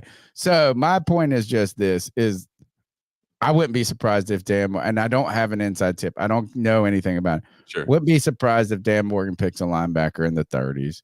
Right. Would not be surprised. And everybody, as soon as I said that with no knowledge, people are like, oh, did you hear about this kid from NC State that was training with Luke? I was like, oh, it sounds perfect.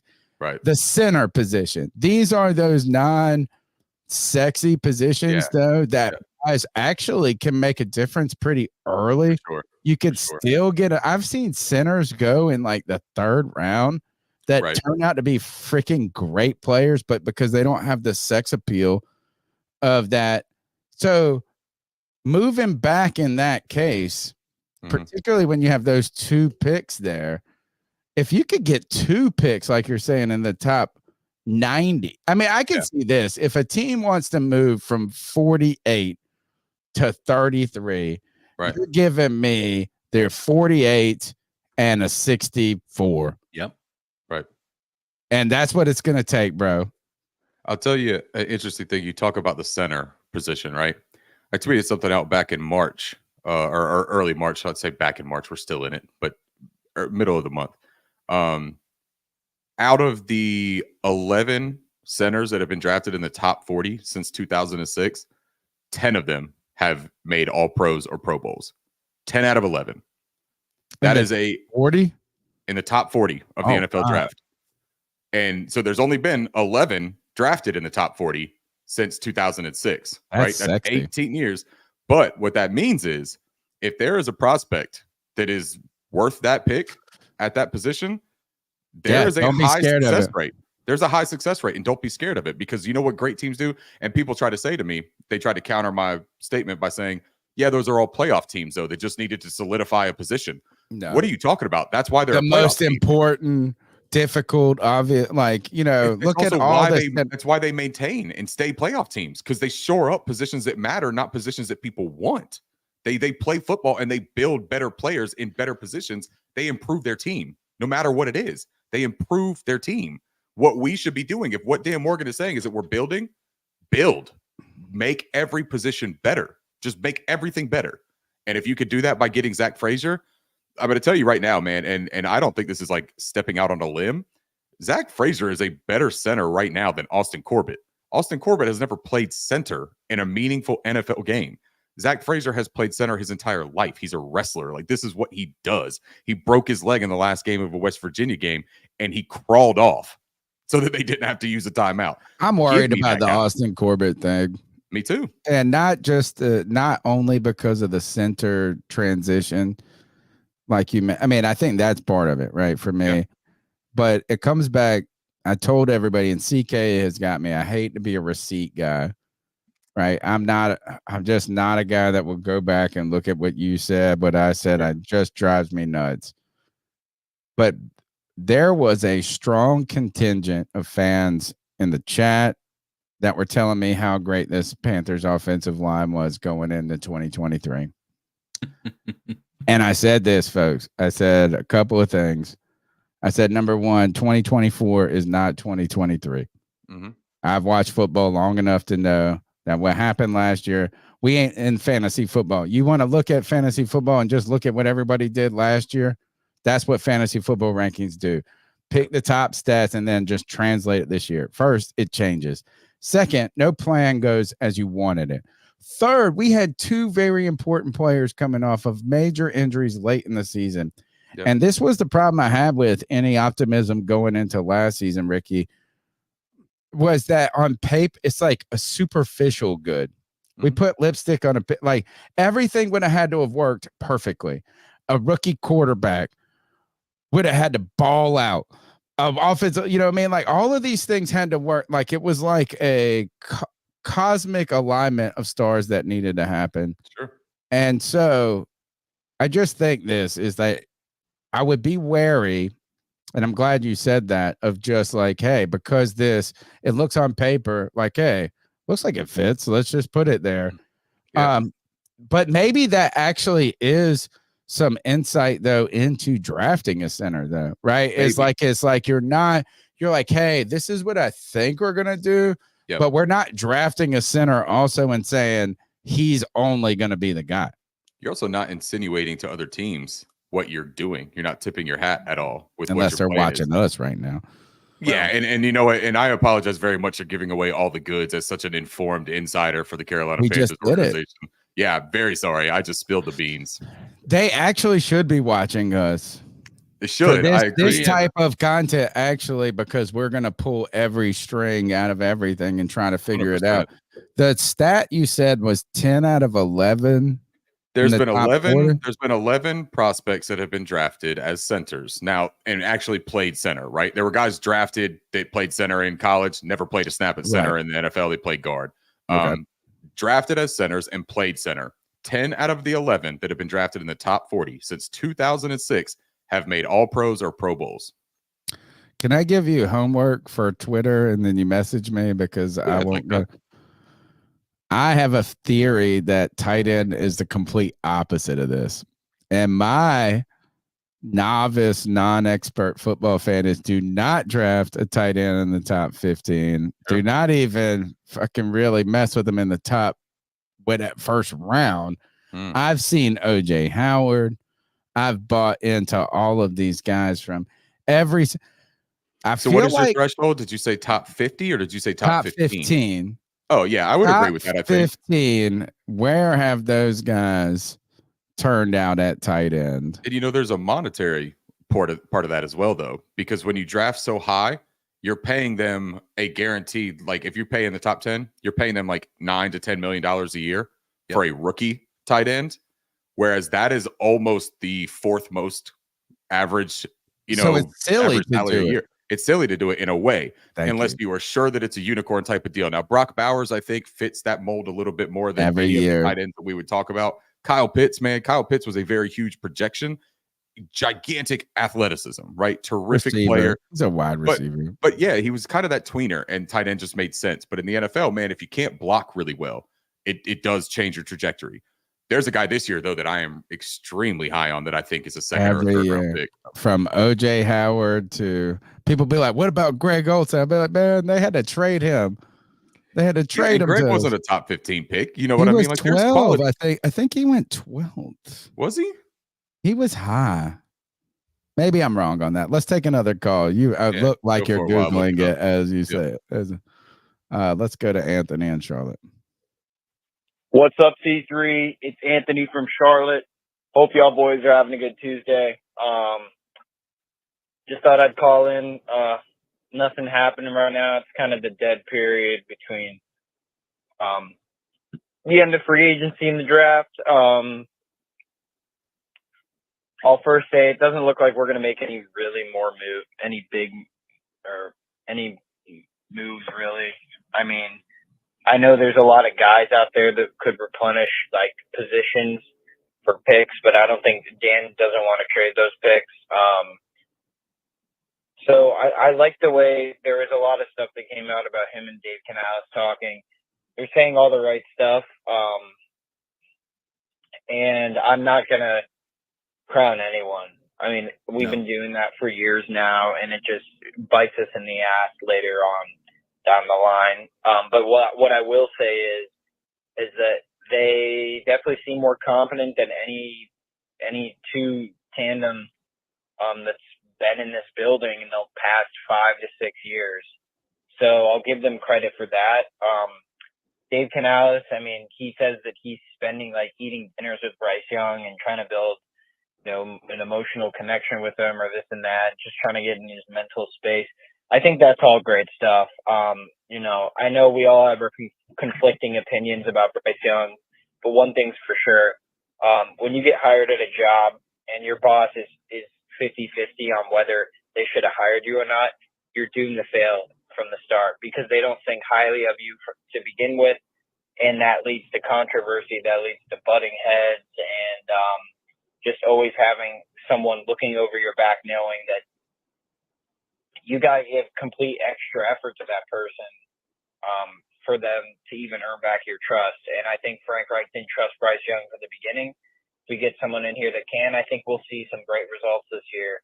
I'm not going to make any crazy hot takes about what I think about certain players in the draft or anything like that, because I'm always wrong about it. But I will say this: I stand by my quarterback still. And well, we don't have a choice. The one thing I will say is, and I like the way Canales worded it.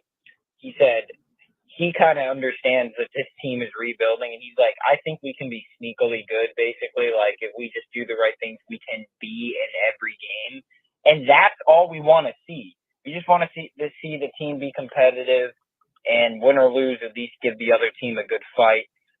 So I don't think we're going to win that many games this year. But I do think that we'll be way more competitive in past Thank you, seasons. Anthony. Great call. We're going to take one more or two, and then we'll get got G. Cavassier here. Paul Harris Brothers, how y'all doing? It's G. Cavassier. Hey, man, I was on the internet maybe like 10 minutes ago, and I was seeing something about the Panthers trying to get Stephon Gilmore to come back to Paul Meta wanted Carolina. us to talk about this briefly. I am with that shit. I know he's a little bit older. He could be like a little bit slower, but that motherfucker is a damn good corner. I didn't want him to leave in the first fucking place, man. And if there's a way we can get Stephon Gilmore to come back to Carolina, what about Hassan Reddick? I've been saying that for a minute. I would love Hassan to come back to Carolina. Oh, my God, man. Ooh, that would be some shit, man. But Perfect I don't know how that's going to work out in the linebacker room because, we picked up that defensive end from Minnesota, but he's going to play linebacker. And we picked up the dude from Denver, and we got motherfucking damn Shaq or whatever, And I really don't know how many linebackers you need in the 3-4. I mean, I do not know. Somebody help me or whatever, but hey, if there's a way we can get Hassan Reddick Well, you need and fucking Stephon Technically, he Gilmore, said it, right? that'll be yeah, some shit. I mean, Before I let you technically, go, but man, one of them's a once corner again, half the time. The I other saw one's a defensive online end. people saying, what would the Panthers accept for a trade for Derrick Brown? They talking about 2 first rounds, 3 first rounds, and a second. We're We're not not gonna trading. get rid of damn And Derrick nobody's Brown. really giving We're that not. up. They need to hurry All up and fucking. Perfect call. Thank you, G, and Anthony for the calls, and great segue to someone in the chat. It was, and I'm sorry I lost my producer, Cody Lack, who was so good with these comments, and I'm not. CK, you are free to start clicking if you want to. Palmetto Money wanted to ask us as well what our thoughts were with Stephon Gilmore and Clowney. And I wanted to ask, I'll ask Ricky this because I asked CK this earlier. Which position group do you feel needs more help now? The cornerback room or you missed this? Cody already asked him. Oh, he did. Yeah. Okay. And it was exactly my answer too. It was like almost identical. Yeah, the defensive end. Okay. All right. Well, we won't even thank you for filling me in while I went and took a leak. Hassan Reddick. How does he fit in this defense? Actually, that would be my question. Is because he did right, and when he says, "I don't even know how many linebackers," and at first it sounds, like, well, there's 4, right? But he's actually right. Because I don't consider Brian Burns a linebacker. Right. I'm sorry, like I still call him a defensive end. And whatever it may be. So you have ends kind of playing in those roles. You have some corners, safeties, I guess, that might be playing like kind of Chin, which we don't know why he doesn't fit into a 3-4 in that case. But Hassan Reddick, how I loved him. I loved him here. I like him more than I would have rather kept if I had an either or and Brian Burns or him. It's Reddick. I said it then, but I also understood the contract, the draft. You had years on, there's all these other factors, not just one or the other. Does Hassan Reddick fit what this Panthers defense could benefit from right now? Or is he too light in the pants for a defense that's a little light in the pants? I think that he clearly benefits the defense because of his skill set as a pass rusher.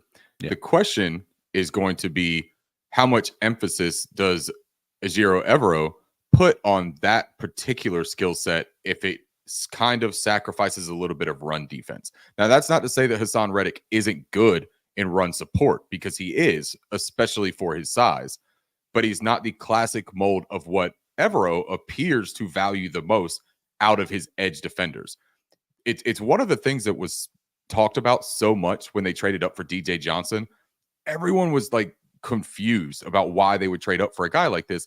And it came out a couple days later how much Evero emphasizes setting that edge and maintaining it as part of what he does on his defense. If you go back to his defense in Denver, he didn't have crazy pressure generating numbers, crazy sack productions. He didn't have any of that. Evero makes his hay with his coverage concepts on the back end of the defense. True. That is what he does. That's what he did in LA. That's what he did in Denver as defensive coordinator. And it's what he's done so far here. Now, part of that, though, has to be this symbiotic relationship. And you have to have something to keep a defense honest, because why we looked so good in the secondary last year, or an offense honest, why we looked so good in the secondary last year, they just ran the ball down our throats. Oh, my God. What I mean? He's one of us, CK. He's one of us.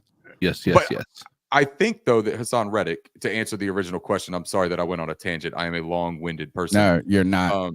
To answer the original question, I think Hassan Reddick absolutely fits this defense, because I think that Hassan Reddick is one of those players that fits any defense because of what he brings to your team. Yeah. He is a bona fide pass rusher. We do not have that. It would benefit DJ Wanham tremendously, and this is something that CK and I were talking about with that original question about the edge or cornerback room. It benefits DJ Wanham tremendously to have a guy that will set him up for him to knock it down, because DJ Wanham is not the one who is out there, getting a triple to get somebody home. He is the guy that just kind of figures out how to make that sacrifice fly happen to bring in a run. That's what he does. We need a guy that can actually set it up and win one-on-one, though, and manufacture base runners. CK, we're going to give him 2 minutes and 50 seconds to think about it as I play the next call. But he brought it up. He brought it up. Oh, no. What did I do? No, it's where first, I mean, you're speaking to people that already love your point. The defense, bro. We need a third person right now to settle it for us. Because not settle. We have, I feel like CK and I just agreed on this entirely. Yeah. When it comes to, we want you to think, and CK, I want you to tell them, because I feel like I'm always doing the, tell them what we have been arguing with people about. I have watched great defenses. I have watched very good defenses.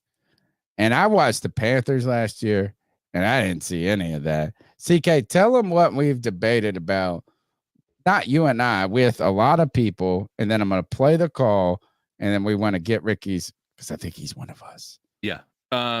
So the position that we've held, and I've held pretty much all year, even last year, and even the year before, is we tend to inflate what this defense does, and we focus on stats, that to make it seem as though there was a positive to this unit. And you kind of hit the nail on the head with one of the points that we had, and that was, when they're only running the ball, it makes our yardage look inflated. We call this defense fool's gold. A lot of people think this is a top 5 defense. In what metric? And one of the things that I loved stating, and I put this on Twitter as well, and it was, do you believe that teams like the Baltimore Ravens, the San Francisco 49ers, any of those other teams that are considered elite defenses are like, you know what? We need to do whatever Carolina's doing on their defense. Not a single one is going to be saying that. And to the same point, Brian Burns didn't have the ability to rush the passer because we weren't passed on very much, right? No, and they clipped off 4 yards every first down on us, dude. Right. The run defense was abysmal. It was absolutely abysmal. So was the red zone defense. So the point that I think Tony is probably trying to make is it top?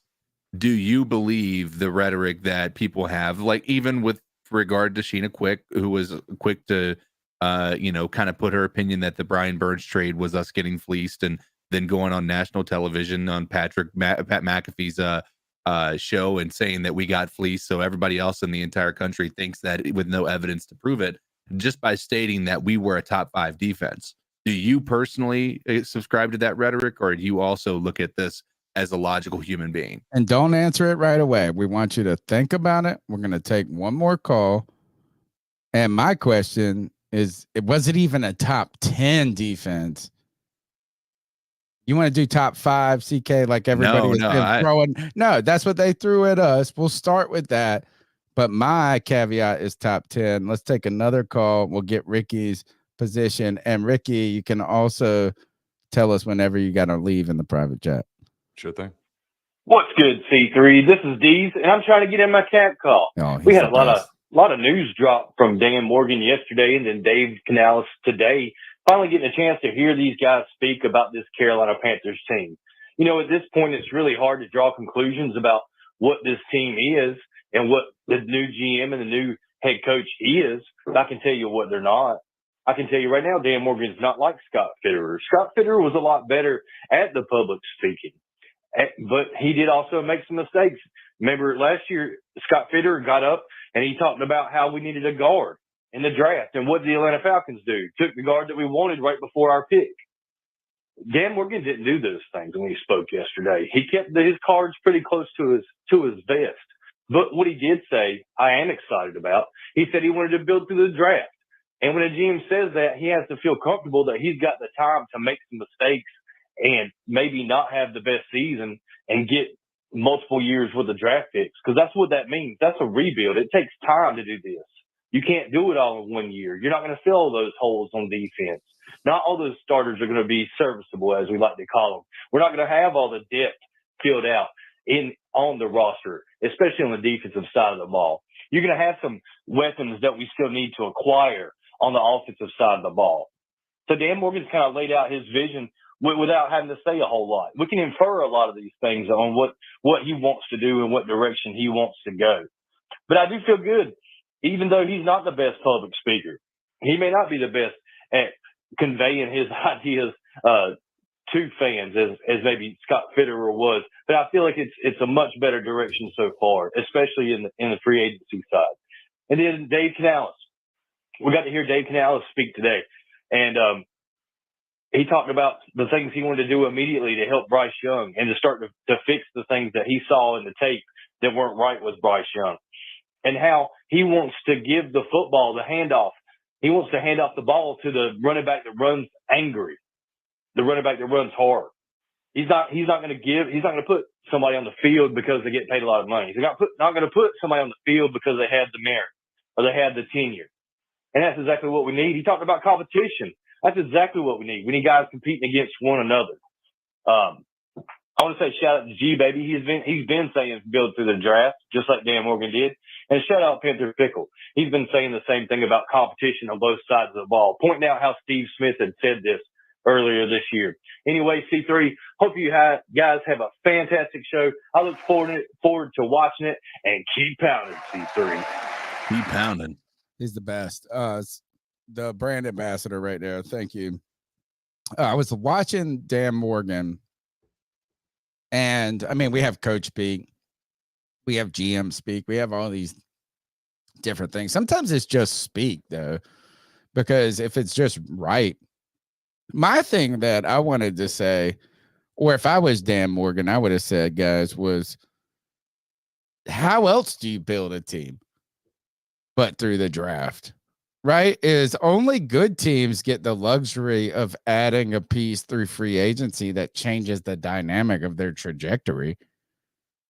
You know, like what the fuck else way does a 2 and 15 team build for the future? To me, it seems, and that's where I've gotten a little, maybe I'm just older now. I'm 42. I'm getting older, and the Twitter hate and the angst, the arguments is like, I'm actually excited when we don't do shit. I'm like, oh, thank God we didn't pay this. You know, like, I don't know what else the answer is for a 2 and 15 team. What team has gone 2 and 15? Would it be the Bengals, maybe, when the Burrow? Oh, after he got hurt. And then they came in, and then he got hurt, and then all this, it's unrealistic, isn't it, to think that there's another way for a team to get better across the board with so many holes? Free agency is not the place. Yeah. Well, isn't it also, though, why does it have to even be just a 2 and 15 team that can't build through the draft, right? If you look at the Kansas City Chiefs, this is the argument that I always make when people say that you got to build strictly through free agency. I think it's got to be this perfect mesh blend, right? You take the pieces that make the most sense for you and where you value having veteran presence, and you pay that money and you allocate it to those positions. I have no problem with that, right? And age factors into that, positional value factors into all that. Makes sense. But you look at the Kansas City Chiefs. Who are some of their best players on their team outside of Travis Kelce, right? Because Travis Kelce, look, he's a generational tight end. But they have a lot of young players that make an impact for them. Trent McDuffie was a guy that when they drafted him out of Washington, the cornerback, a lot of people were like, that's a weird pick. But it wasn't, because they needed a difference maker outside in the secondary. They got him. They drafted George Karlaftis out of Purdue, right? The edge player. A lot of people said that's kind of like a weird pick too. Like, it didn't seem like a glaring need for them. But he's turned into a very solid role player for them, who also is going to have an onus as their number one edge rusher with Chris Jones. There's just a way that they go about drafting people that, if you look at their free agent acquisitions, MVS, right? What has he done for them? Not that much. And that's the risk that you take when you're signing a free agent. You're paying them a whole lot more money than you could draft a player that has that. They didn't pay him a whole lot. You know what I'm saying? They didn't pay him like. Didn't they pay him like $9 or $10 million a year? Which is really nothing. We paid like freaking, who's the guy I hate now that I love, CK, on this team last year? I thought he was going to be great. That wide receiver. I already forgot his name. Yeah, I already forgot Chark's name. I mean, yeah, it's like more money than the veteran minimum. You know what I'm saying? But it's But for a not vertical field really stretcher, when it yeah. comes to a wide receiver. For a vertical field stretcher, though, that you could probably Who draft. couldn't catch in Green Bay, couldn't catch. catch in Kansas City, but he made some good plays, I guess, towards the end when it mattered. Look, man, he makes about 3 or 4 wow plays a season, and he doesn't play all the games because he's usually hurt. So a lot of times those 3 or 4 wow plays end up being in the postseason. And I feel like that's played a big part on him continuing on getting these contracts, you know? Ricky, there was a time where Dave Gettleman was not a joke to the NFL. Sure. Right? He comes into Carolina.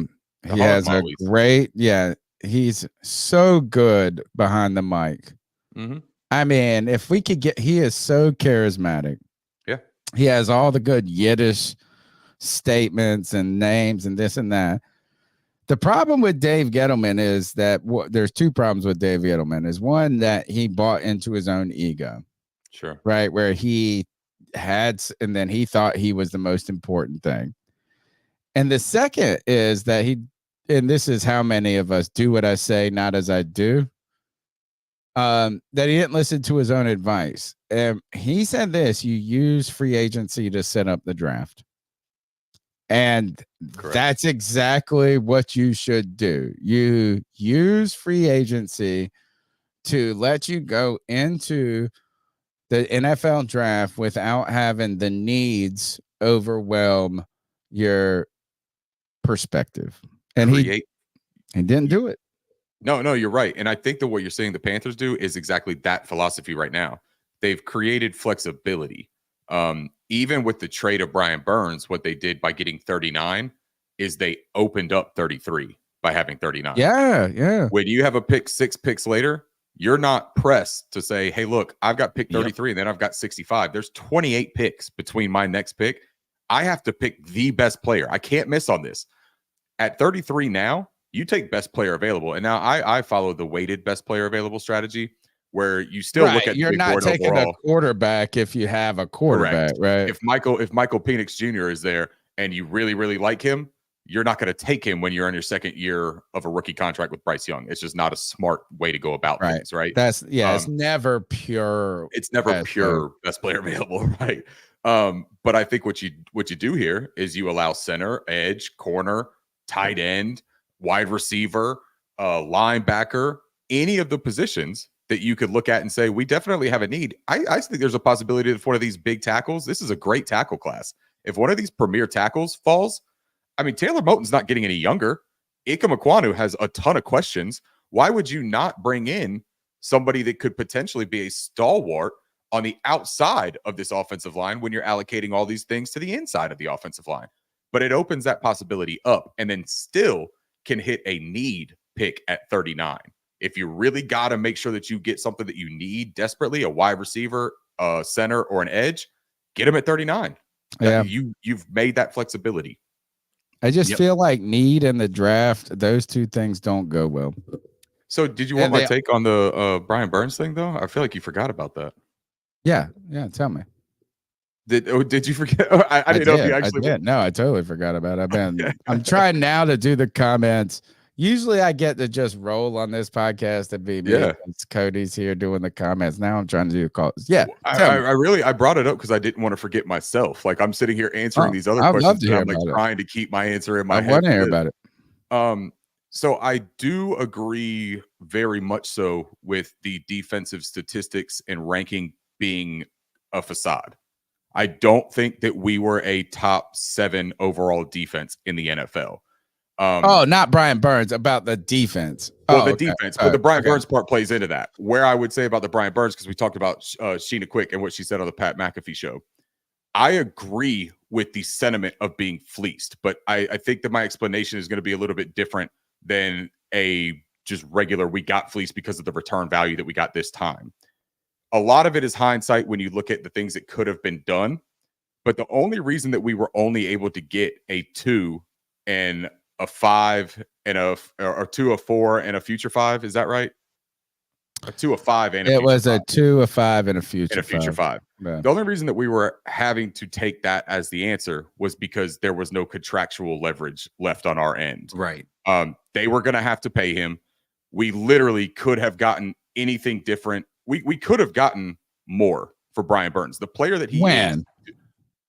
Any point before when we traded him, to be completely honest. If you had traded him in training camp of last year when he had a year left on his rookie contract and you were getting him for that amount of money where you don't have to sign him, you don't have to sign him for $150 million right off the bat. No team is going to give you premium draft picks plus allocate all of their salary cap money like that. Like that's so just we not didn't get way. fleeced. You actually got a lot for the moment, but then keep going. The relative value of what a $150 million player is, though, is where that doesn't equal a 2, a 5, and a future 5. That just doesn't equal. If you were to look, they overpaid him. But did they? Because you just said it with a straight face, and I'm interrupting you here. You said it with a straight. You have not even smiled. You haven't budged. I haven't. No. The type of player he is. Yeah. That to me stinks and reeks of Panther optimism of what he can be. And I'm not saying he's a bad player. Please, people will take that as being like, "Oh, you're shit." No, sure. To me, that statement alone, Ricky, has a presupposed success in the future. Sure. And when we look at him, he's had 1 year above 10 sacks. Mm-hmm. He has been a good player for us. But, dude, like when you say that, the player he is, yeah, what do you then mean? Because I don't see the 150. I don't see it. What I mean by that is since he's come in the league, right? Even as a rookie production, since he's come in the league, I think he has like in the top 7 most sacks since coming in the league. He's already all right. So he's been in the league 5 years. Yep. If he's got the most in no, he's not even close to the top 7. He I don't can't think. be. Yeah, he's like if you look at his rank. What out of rookies maybe? Like no. I just mean coming in. Like his cumulative total in the 5 years that he's been playing.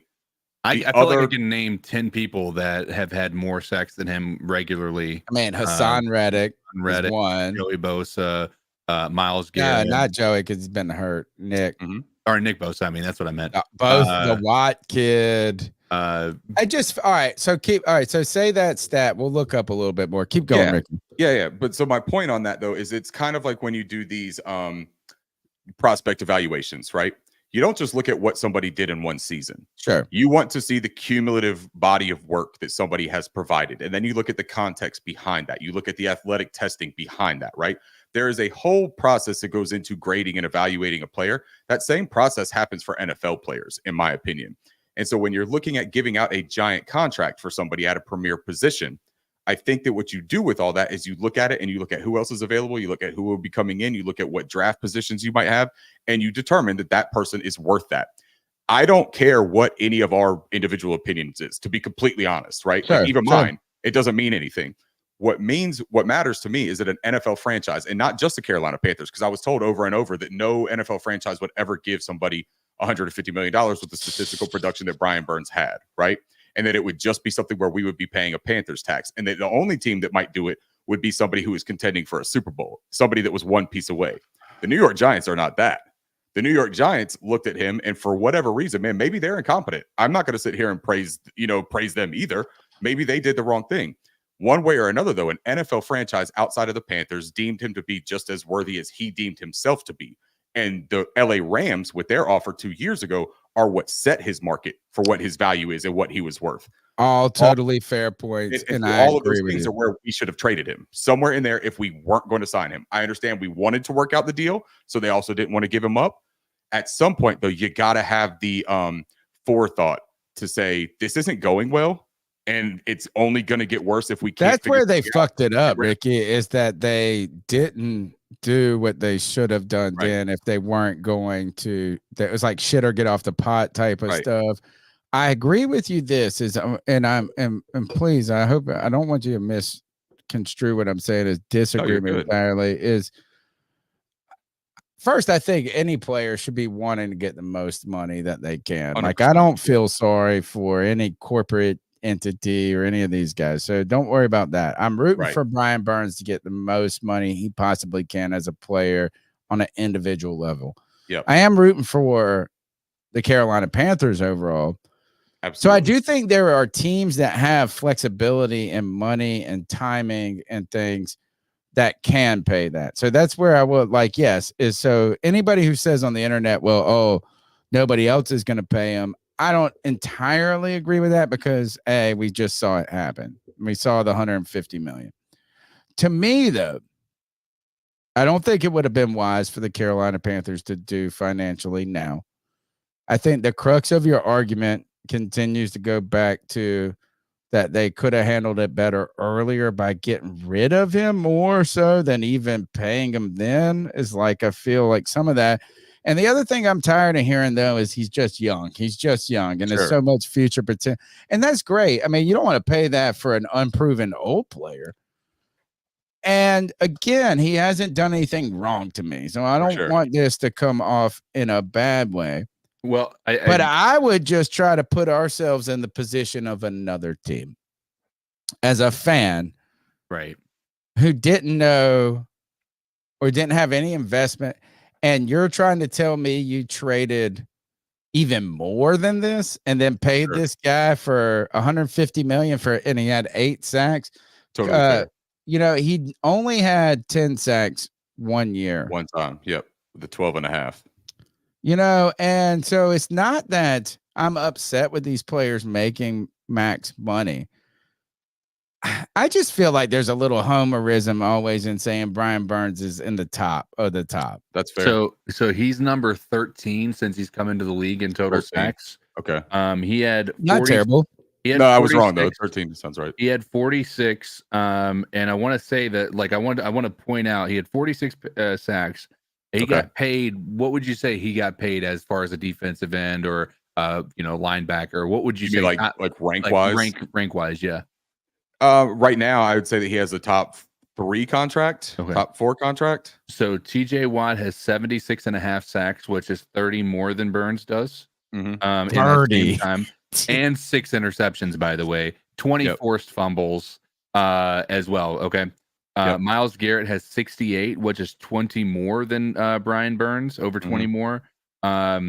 His forced fumbles are 13. He has no interceptions.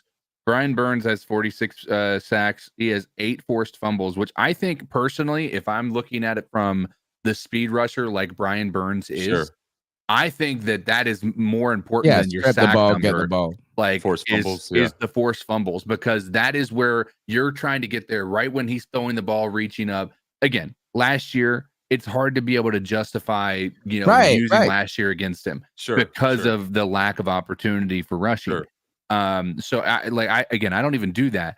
The thing that I like, the argument that I've always had is because I don't like the idea. Number one, I didn't like that Sheena did that.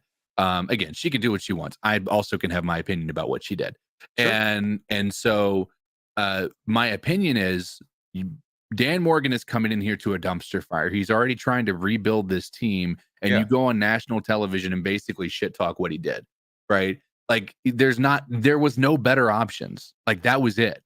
People can be mad about it all they want. You can be mad that Brian Burns only got traded for a 2nd round pick. There was nobody offering a better deal. And I think that's fair. So I think that those are 2 things that are different and true, right? I think that the fact that there was nothing better on the table and that Dan Morgan did every single thing that he could to make this situation A, disappear, but B, benefit the team instead of Brian just walking away for absolutely nothing. I think he did what he had to do in that situation. I don't fault Dan Morgan so much for any of this, to be completely honest. But what I'm talking about with the fleecing isn't that this deal today right here was a fleece because of the context around it. It's a fleece when it comes to not, and I hate the hypothetical because I agree with what you guys are saying too, though.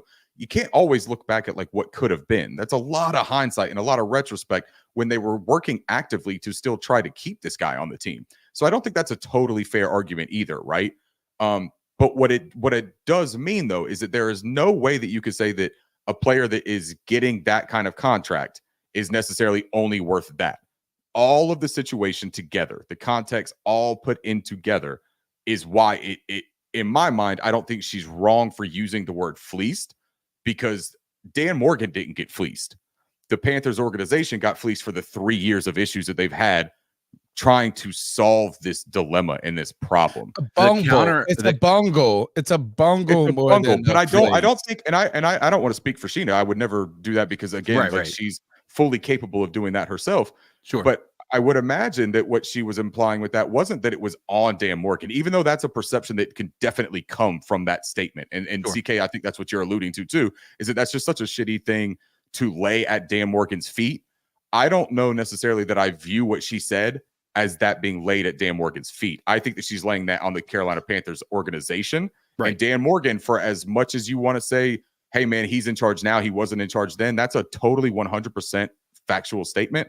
But he was in a high-ranking position during some of those conversations. So I think that kind of hearkening back to some of that stuff in the past is a fair thing to add in, not necessarily use as gospel, though. I don't disagree with that at all either. The counter I would have to the point that Brian Burns got paid $150 million is there's a lot of teams that don't get anything for the people coming out of a contract that are free agents, that don't franchise tag their guy, that don't win. The teams get nothing in return, right? And so that's why I'm saying, like, this at the fact we were able to get a second round pick. I mean, it's gonna let them walk, right? And the thing is the people feel like it's a fleece because of the 2 first-round draft picks that the Rams offer. Yeah, everything that comes back to this, it always comes back to that. And here's the problem with that: the Rams were desperate, number one. And more time on the contract, he had a year and a half left on his rookie contract. Correct. They were in the middle of a season when they were trying to make a push to push their team over the top. Correct. So whereas this year, the problem you run into is Brian Burns was not going to play on the tag. I don't think after what happened last year, where he decided to play on his 5th-year option, everybody else decided to sit out. They got the money they needed, and he was basically sitting there. Luckily, he got paid this year. But there's a real chance that he wasn't going to get paid that type of money if the Giants weren't going to come back, calling for it. And so he wasn't going to play on the tag. We were going to have to wait until midway through the year to even have an attempt to try to trade him for anything more than what we got. And that's assuming that there's somebody willing to do that. I don't know that there is. The reason I just don't agree with the mindset of like being fleeced is we were fleeced. Here, I won't even say we're fleeced. We just made a poor we decision. fleeced the Giants. I think so too. I think that this was like, when you look at what the price that they paid, and when you really look at the rankings of where Brian Burns falls in the rankings of the past 2 or 3 years, it's kind of scary that they got paid as much as he did. If he puts up 14, 15 sacks, 13 sacks, they're not going to work. Yeah, but if that happens, right, then like at what point, and that's the way that all this gets worked out anyways, right? These conversations are a lot of fun, and or maybe fun's not even the right word for a lot of people. For me, I don't mind this kind of conversation, the back and forth, because I understand the difference of opinion and perspectives. And I think it's part of what being a fan is, though. Yeah. Like, you're not supposed to always have to agree with every single move that your franchise makes or that a player makes. Like, holy shit, man, we're not them. We're not in their positions. It's not our money. So, like, I understand every single argument on both sides, to be completely honest, man. I can find a way to tie myself to all of them. I try to look at it simply from as objective as a way as I possibly can. And if Brian Burns, who had that 12.5 sack season, right, and then walked into the dumpster fire the next 2 years where they get rid of Hassan Reddick, don't add anything of value next to him. Then they bring in DJ Johnson as a trade pick, get nothing out of that. The Frank Reich thing is just an absolute disaster. Everything goes wrong. He's still trying to do the best that he can, and he still puts up 8 sacks. Now, when I say best, I can. 2 in game 1, though. When I say that, though, I also mean, like, I'm talking about coming into training camp and trying to do the right thing for a team where he thinks it's also bigger than that. Can I point out something real quick? His 12.5 sack season came the year after Hassan Reddick left. Yeah, it was actually the year after, which is I thought that. I agree with all of those things, Ricky, but what to me, the word fleeced, I think, is the problem. Sure, because and that's fine. Fleece means the deal that we got right now, and everything that we're talking about is contextualized with past events. Sure, and so I think it's like the idea that you got that much for like I feel like teams could have hardballed us even more and been like, fuck it. You ain't paying this motherfucker. In a vacuum, you've got a guy who is very unhappy, has no interest in playing, has already said that he didn't necessarily do every single thing in his power to play last year, still put down underwhelming numbers for what you thought he was because of his ascension the year prior, right? So like all of those things in a vacuum, I would agree with you. A second round pick is a nice recoup for a player like that instead of paying $150 million. That's where I will 100% agree with you.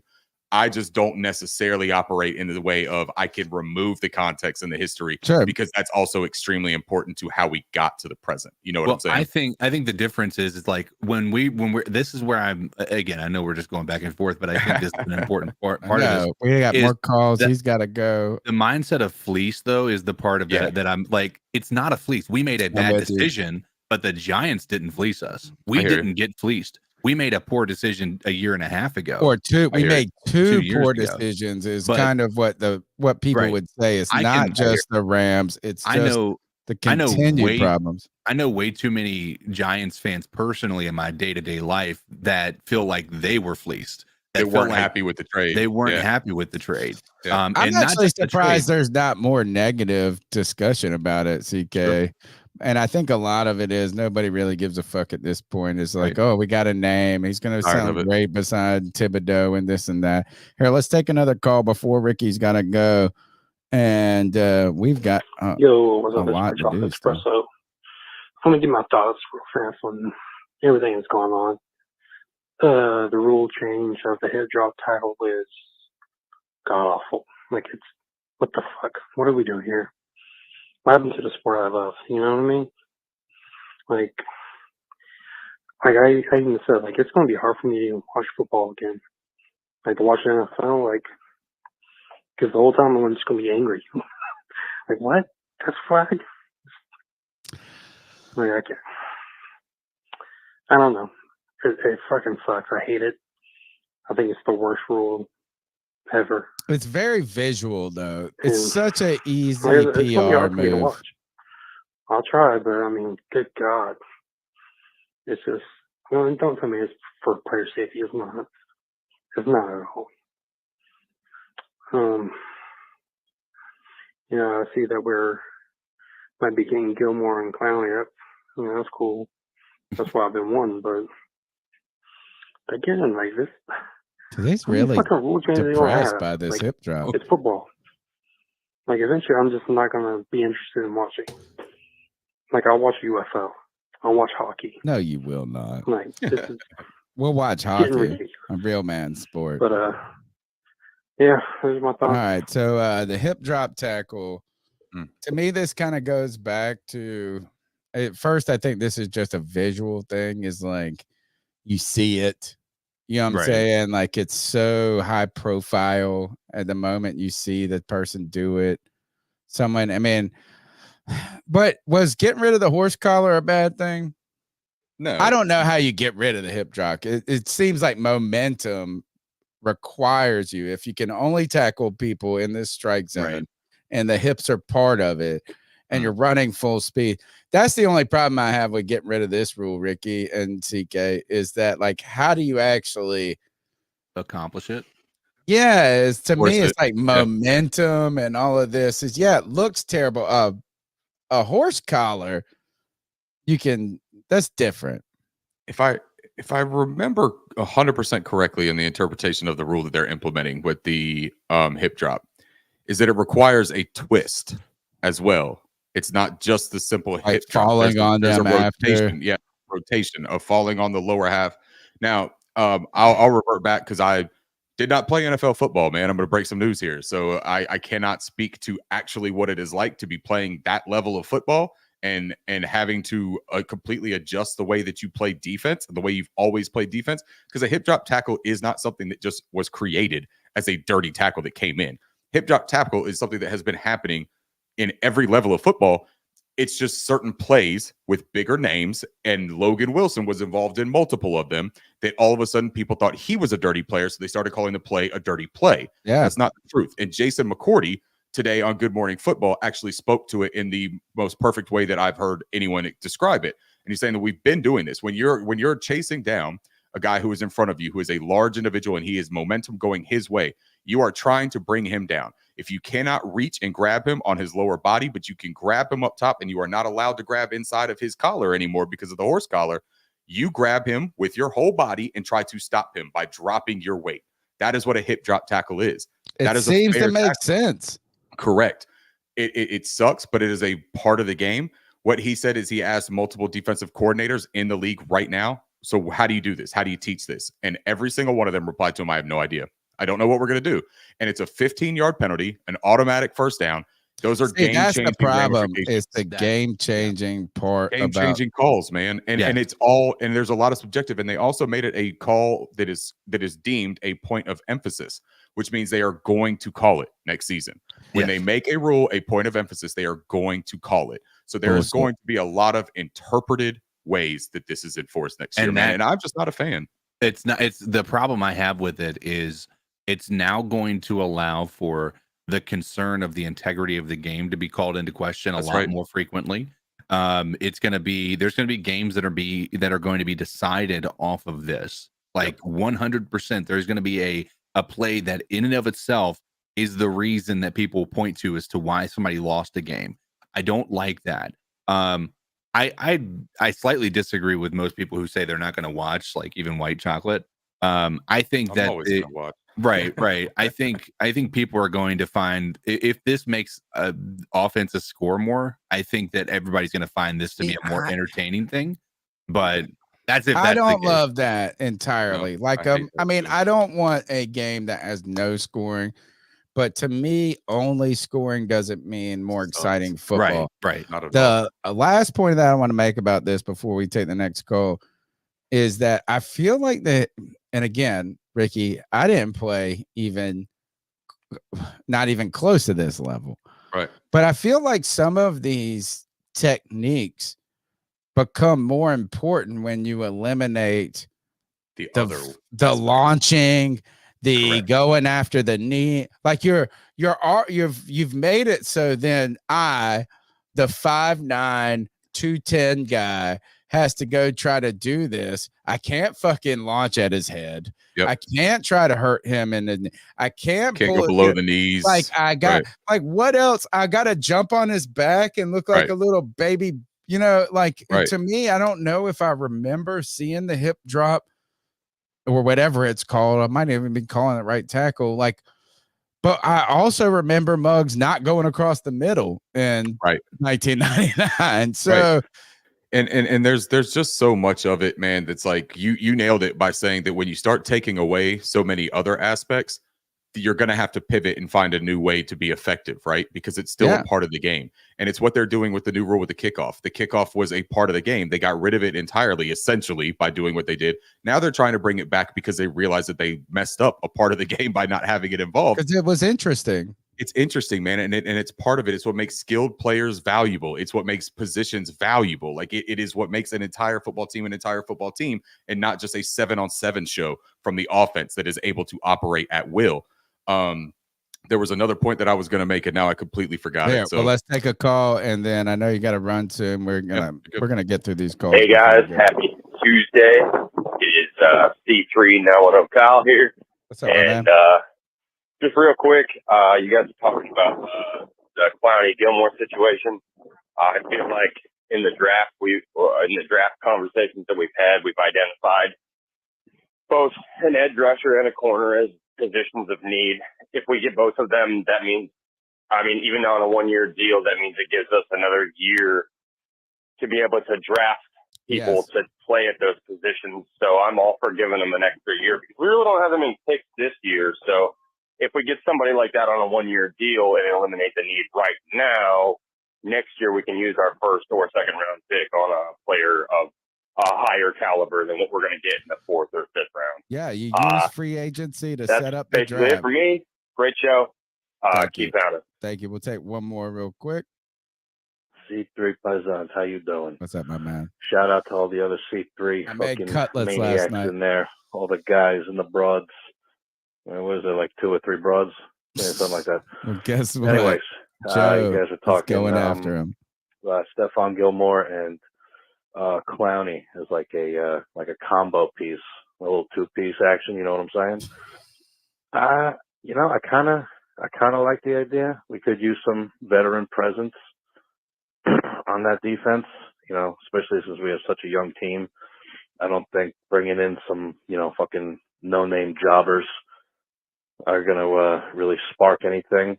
I know Gilmore's kind of limited, but I think he's still got some tread on the tires. And Clowney, he is what he is. So I honestly think instead of relying on drafting either position and hoping that shit pans out, you could still draft either position. But getting those two guys on the defense, I think that would help tremendously. Yeah, just my opinion. Yeah, I think it could use a couple old heads in there. All right, Paisan. Thank you very much. And I'm going to squeeze one more short one in before. Yep. How you all doing? Let's go, bro. I feel like we are in a misdirection. I feel like next year we will be looking at a quarterback, sadly, with Dave Tepper under the helm, that owner. I do love the Dan Morgan hire. Once again, I'm not too happy about the head coach, but what could we say? Ben Johnson want to charge us $10 to $15 million for the head coach position. But yeah, if you guys get a chance, I'd definitely like to talk to you all. Man, thanks for calling in. We appreciate it, man. A lot of people in the calls. We still have a lot to go. Got behind again with miss my Cody already. I miss my Cody. I'm over here like looking at stats and stuff, completely ignoring that. So I guess we go back to this. We don't want to recover too much ground. Hey, Ricky, did you remember what you were going to say?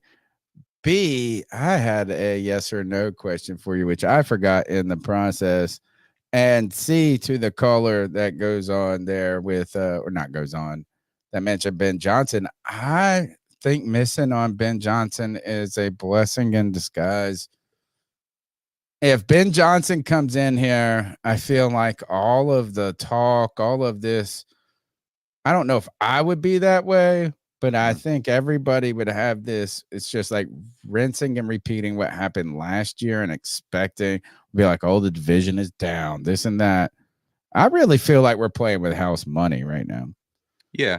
I did not remember what I was going to say. That's way gone for me. That's, a thing of the past. It'll never happen. As far as the Ben Johnson thing, look, I was a huge Ben Johnson proponent. I still believe in him wholeheartedly as an offensive mind and as a leader of a football team, to be completely honest. I think that he can translate in that way. Sure. But I'm not going to complain that he's not here because I do like who is here. Maybe I would feel differently if we ended up with Dan Quinn as our head coach, because I'm not a fan of Dan Quinn. And that's not to say that he can't work out in Washington. But I don't think that was at all what this football team needed, a guy like Dan Quinn to come in after a guy like Frank Reich. Part of what I like so much about Ben Johnson was the intuitiveness, the creativeness of the offensive scheme that he runs, the emphasis on the offensive line, where it seemed like Frank Reich and his scheme was almost the antithesis of that, where the offensive line was just like hey, I don't really know what's happening here, but I'm going to have a whole bunch of guys running hitches and it's going to end up working out. So I like the fact that we're looking at a completely different animal. We're looking at a detail-oriented dude who has literal mathematical equations on how he finds success and he wants to build, and then also has the charisma and personality. It's part of what I liked about Ben Johnson, right? A little bit of those same elements. Dave Canales is a little bit less proven as far as his body of work as a coordinator. Now, he's been around as a positional coach for a really long time, though. And maybe we give him too much credit for that. Sometimes I worry about that. Is it's like, oh, we did this with Fitterer a lot when he came from Seattle. It's like, oh, he was in the building. I mean, he fucking knew the garbage man. He knew everybody. But Canales has worked with, and while I'm trying to not get to it, we're talking big comebacks. Yeah, Geno Smith is arguably the biggest for sure comeback player in the history of football. And he still had a solid year last season, but it wasn't the level of year that he had under Canales as the pass game coordinator, quarterback coach, right? Right. So when you look at, and again, man, we're going to find out with Baker Mayfield. Baker just got paid. and you take away that entire offensive staff, I personally anticipate a bit of regression there. I agree on that too. offense. I agree, and I like Baker. I don't mean that in a way of I think Baker sucks. Right. I wanted Baker to work out here really badly, to be completely honest. I like the chip on his shoulder. I like the mentality that Baker comes with. His wife is so we were Baker hot. Bottoms for a while. God, his wife's pregnant right now, and she is a smoke show, homie. Oh my goodness! Congratulations, Baker and Mrs. Baker. I'm happy for them for that. Bacon, man, whatever. Throw it in the whatever as fast as you can. But I liked Baker, so it's not that I don't believe in him as a player, but I don't believe that he's necessarily going to find that same level of success without a guy who is as calculated as Dave Canales. And Russell Wilson's was a another good rocket example, too. ship. That's the other thing is sometimes it's not about whether like regression to the mean. It was a rocket ship of success 100%. for these guys. And so I don't know if it's Canales that's got to do with any of it, but to me that made sense. We'll take this next call. Oh, y'all must have thought I forgot. Hell no. It's showtime, bro. What's up? It's Lou from Fort Myers. And I just wanted to say, man, thank y'all, bruh. Thank y'all, bruh. It touched my heart, you know what I'm saying? I ain't even called to drop out no sports news, but just to call to show some love. Cody said I'd get excited every Tuesday. Man, it's not even like that. It's like, when is Tuesday coming, bro? I need to hear my boys, bro. You know what I'm saying? I need to hear my boys, bro. These Y'all are got good fans, man. dogs. CK spam it.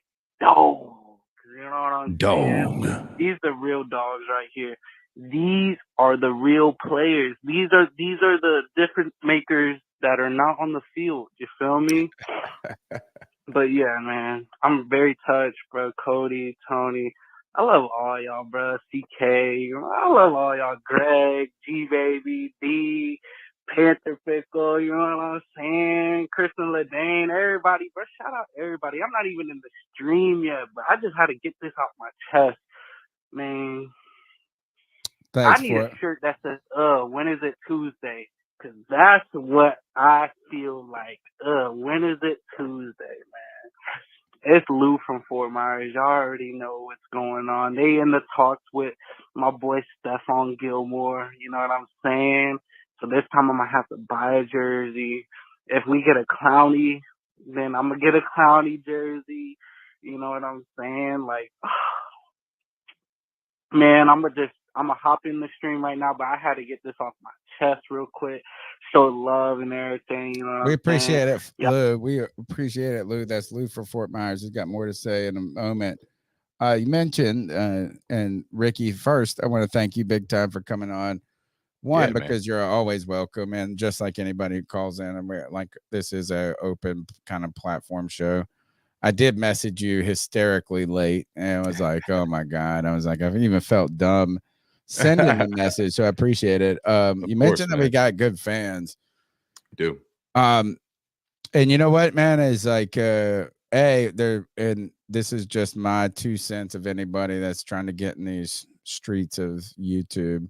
Sure. As I started this in 21st, I started this as a website that we thought we were going to be writing like Cat Crane for a long time or whatever.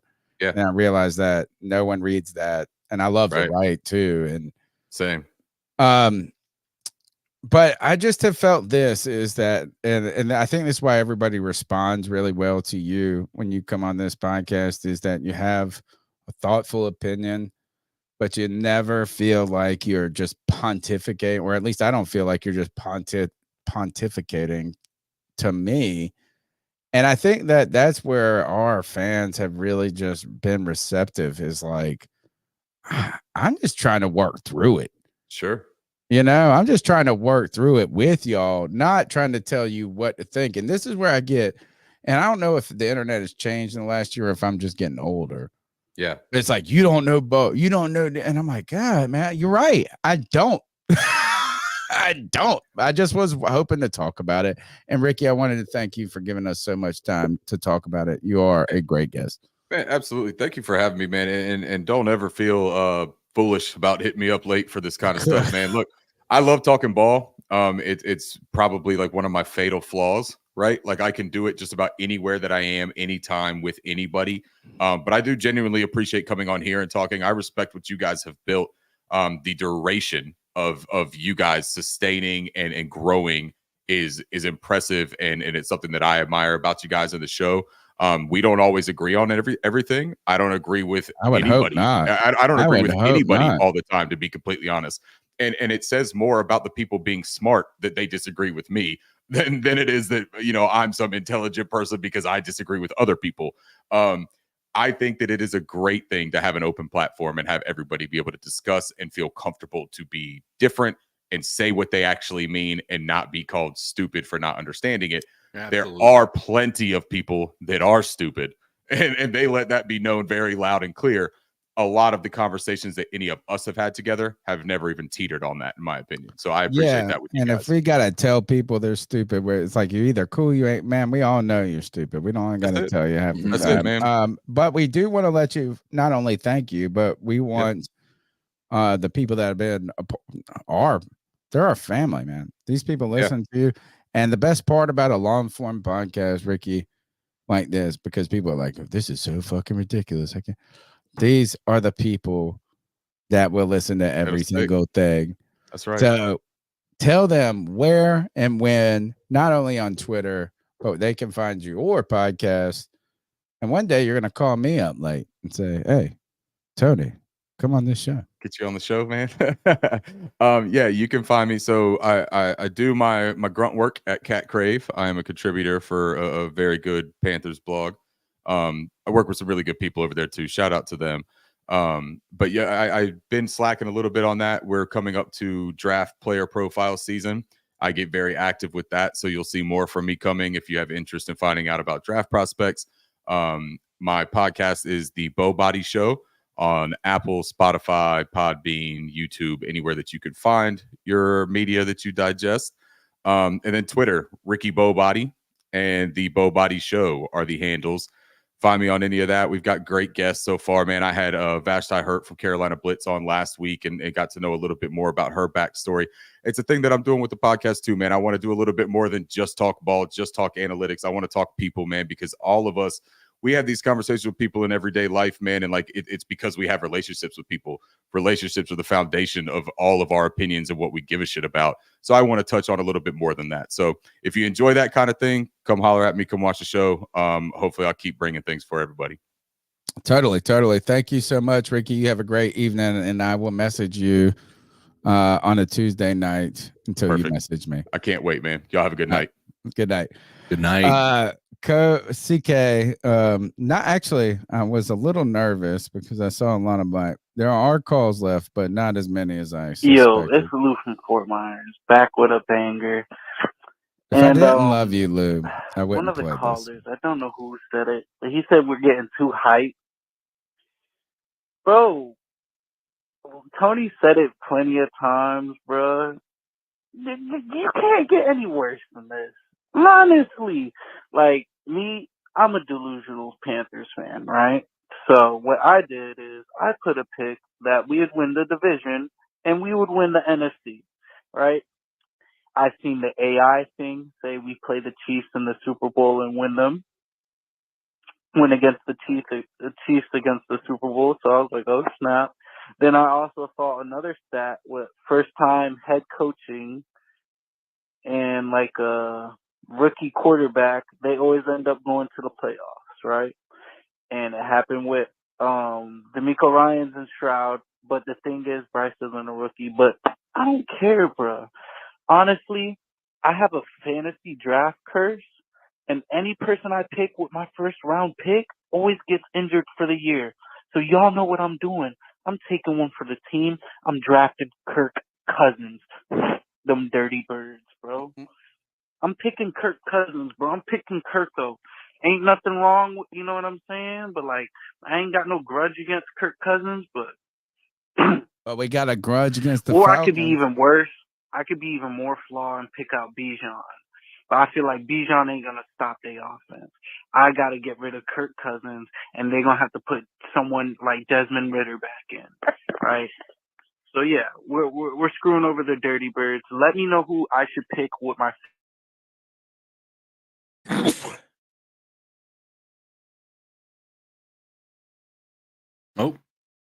I had Christian Up there. McCaffrey, bro. It's and then I think I picked CMC twice in back-to-back years he got hurt. It was either CMC or Saquon, but whatever. It's 4 years in a row, about to be 5th year that whoever I draft with my first round pick in fantasy always gets hurt. So, and it's not like a regular injury. It's season-ending injury. Like, you're out of the league. Like, I picked Rodgers in one of my other leagues, and look what happened to Rodgers. I thought he was going to ball out. It happened to me, too. You know, happened to me. Hey, just drop a comment. I want y'all to comment on who should I definitely pick with my first round. You know what I'm saying? I might do Mahomes. Nah, gotta go in division. Bro. But love y'all, man. I can't wait to tune in tomorrow or today, depending on how I'm feeling, man. I got work in the morning, but appreciate it. Love y'all, bro. Appreciate it. You know, somebody told me a great piece of advice when it comes to, well, actually not advice because you can't really figure it out when it comes to fantasy. It's not about getting the best player in the first round. It's about not missing in the first round. Right. You know, it's like you can't afford to miss on a player and they get hurt. They don't produce. That's even the problem with the number 1 pick overall with that is like, gosh, but the entire first round. We've got 2 more calls, you guys. Sweet. And then we shall be off. Well, we got our ice next segment. Up. Yeah. You know what's going on, everybody? It's me, C-Dog 1983 TV. Whenever you come in here to this channel, make sure you hit the like button. Make sure you subscribe to the great fucking content. They go live every Tuesday. And every goddamn, they got the free fall every Friday. They got the game simulation on Saturday. You know, we didn't have the game simulation last year. There was no need because Bryce Young is fucking trash. You know, then they got them go live every Sunday, you know. A lot of recap after the game and everything. But, man, it's really, I mean, oh, man, it's hard being a goddamn Panther fan right now. But you just think about it, man. No McCaffrey, no DJ Moore. You could have got 2 first-round picks for Brian Burns. Let him go for fucking nothing, you know. You know, man, look, I'm going to make this shit short, man. I can't wait to Bryce Young come out here and fall on his fucking face again for all these goddamn Bryce fixables, you know what I'm saying? You're going to come out here and be a fucking bum. One thing I am confident is, goddamn Morgan done fixed the line, whatever. It wasn't a fucking line fault, you know what I'm saying? But now, it's no excuse for this fucking little bitty bitch, you know what I'm saying? So when he come out here next year and be fucking trash, his ass is fucking gone. Goddamn, they're going to bring in Shador, you know, Shador or somebody, you know what I'm saying? So, man, there's nothing to worry about, man. Bryce Young would be selling cars in 2 years, you know what I'm saying, or a year from now. That little motherfucker, he's a fucking bum, you know? But I'm talking about, I don't know why I'm going to get this motherfucker so much goddamn leeway and so much bullshit, but, you know, all these fucking excuses, man. Just tell me this, man. Anybody in here, even on a fucking job, they give you 90 days before you get benefits. You know, they don't just give them to you when you walk in the goddamn door. They gotta see goddamn, are you worth the goddamn insurance of these benefits? You know, they just they can't give it to you. Old CBA. Like, come on, man, you're on your job right now. Go on your job right now and goddamn don't do your job for goddamn 16, 17 weeks. You bitch, you won't have no goddamn job. What's wrong with y'all? You can't go out here right now, nowhere on nobody goddamn job and don't do your fucking job and keep a fucking job. So how the fuck you think Bryce Young gonna be our fucking quarterback and he can't even be a fucking quarterback? The fuck? Y'all fucking kill me with this shit, man. I don't understand, man. I ain't gonna call you slow. I ain't gonna call you retarded. But I can't wait the next year. The motherfucker come out here and fall on his fucking face. Keep looking at and I'm calling it right now. We're not gonna win a fucking game. Last year, I said we were going to win 2 games. This year, we're not winning the fucking game. 0. So go ahead and get ready for this shit. We're going to have the number 1 pick. We're going to get goddamn Shador. You know. Oh, my God. Anyways, whenever you come in here, make sure you hit the goddamn like button.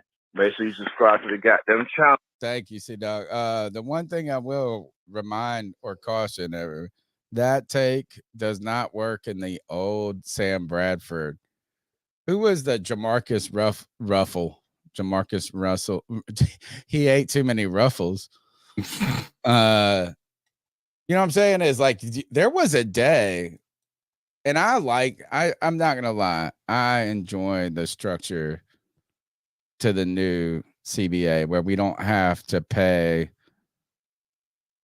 an unproven player from like 20 years ago, we would have had to pay Bryce Young like $200 million in today's NFL. Yeah, exactly. You know, or whatever it is. Like, and so I do like that where Sam Bradford was like the highest paid player on his team, and he hadn't even played yet. All right, last call. And I'm gonna look at what's going on, my C3 family? D, Sanford, North Carolina. Just thought I'd take a stop from work for a second. Thank you, brother. Y'all real good, quick. Dude. Shout out to the whole C3 family, the whole rundown. Hope Cody feel better. Hearing the coaches and good hearing people. We got Morgan. good people that listen to us, CK. It all sounds good. Yeah, we do. I'm cool with it. I'm happy with it. It gives me hope. Like, they're just targeting certain areas. This is a very awkward time when you got like that less than 30 days to the draft. You get all antsy and stuff, and you toss around so many scenarios. You don't know what other teams are thinking, but it's cool. I mean, my whole projection is I feel like we're a 5 to 6 win team. I think we're going to keep pounding. I think that we're going to put the work and the effort in, that even though the wins don't necessarily reflect it, other free agents are going to see that, keep pounding still means something in the Carolinas, and we're going to get into those steps of being better. Y'all, I just want to say shout out to the C3 Spaces crew. Y'all are dope. I love y'all. Hey, and at the end of the day, keep pounding. Keep pounding. Thank you. Great call to end the night. C3 Panthers Podcast brought to you by CarolinaCatChronicles.com, where every Tuesday night we chop up the latest Panthers news and opinions from the fan perspective. I jinxed it when I came into this motherfucker. Cody, CK, I'm sorry. I'm just sorry. It's all good. Luckily, we're not getting up super early tomorrow. So, no, I'm on spring break. You said you and your family. I was already thinking about me. I was already looking. I was like, I'm on spring break, motherfucker. Hey, you can bring your kids down to the Great Wolf Lodge. My kids are old, bro. They would still love it, dude. They would, but guess what? I ain't paying for it. It's look, expensive. we got one last segment. We're gonna roll out of here quickly, guys. Thank you. If I missed, I'm sorry. Haven't done great with the comments. Cody's fantastic. You guys don't know how much Cody does, not only for his personality on the show, but behind the scenes to make my life easier. But we got one last segment to rock. I just want to thank everybody before we do it. Thank you guys for being here. Appreciate your support. Smash the thumbs up and subscribe. Let's ice some fools up.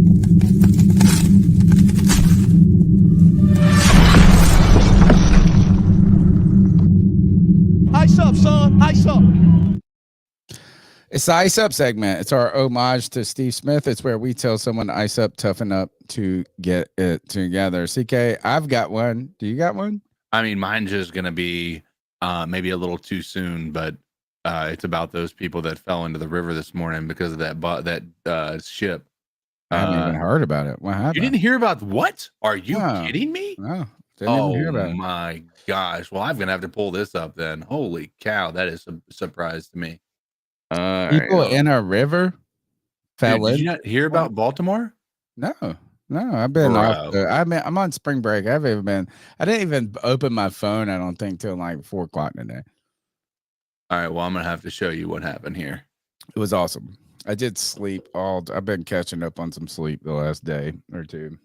It was amazing. All right. Let's see what you got. How are you gonna? And so you are gonna, like, everybody in the chat is gonna be thinking, what in the world's going on? Why all can't right, you know? How many people in here have y'all seen it? What he's about to talk about? What I want to hear. I lost it. Hold on, let me get it. Oh my goodness. It's bad. Then I'm gonna love it. He said it's some gnarly shit, Tony. That I'm gonna fucking be all in on this. fall in a river? Like, I mean, what the fuck? How do you gnarlily fall in a river? That's what I want to know. I can't Hold wait. on. You're gonna see. Can't wait. Baltimore, you said? Yeah. Watch this ship right here. Oh. Bro. You hit the pylon? Oh, just wait, dude. Oh, it got a lot. Oh, no. Oh, no. Oh. Recovery. Turn.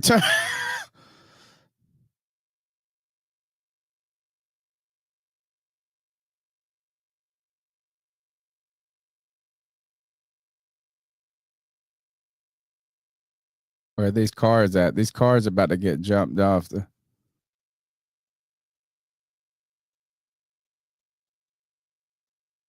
Oh, God. Bro. Yeah. I'm surprised the whole bridge I'm not surprised, right? That the whole bridge, because I feel like architecture requires all structural support to be supported by other sports. Right. But I also feel like, damn, I thought that those bridges would have had some sort.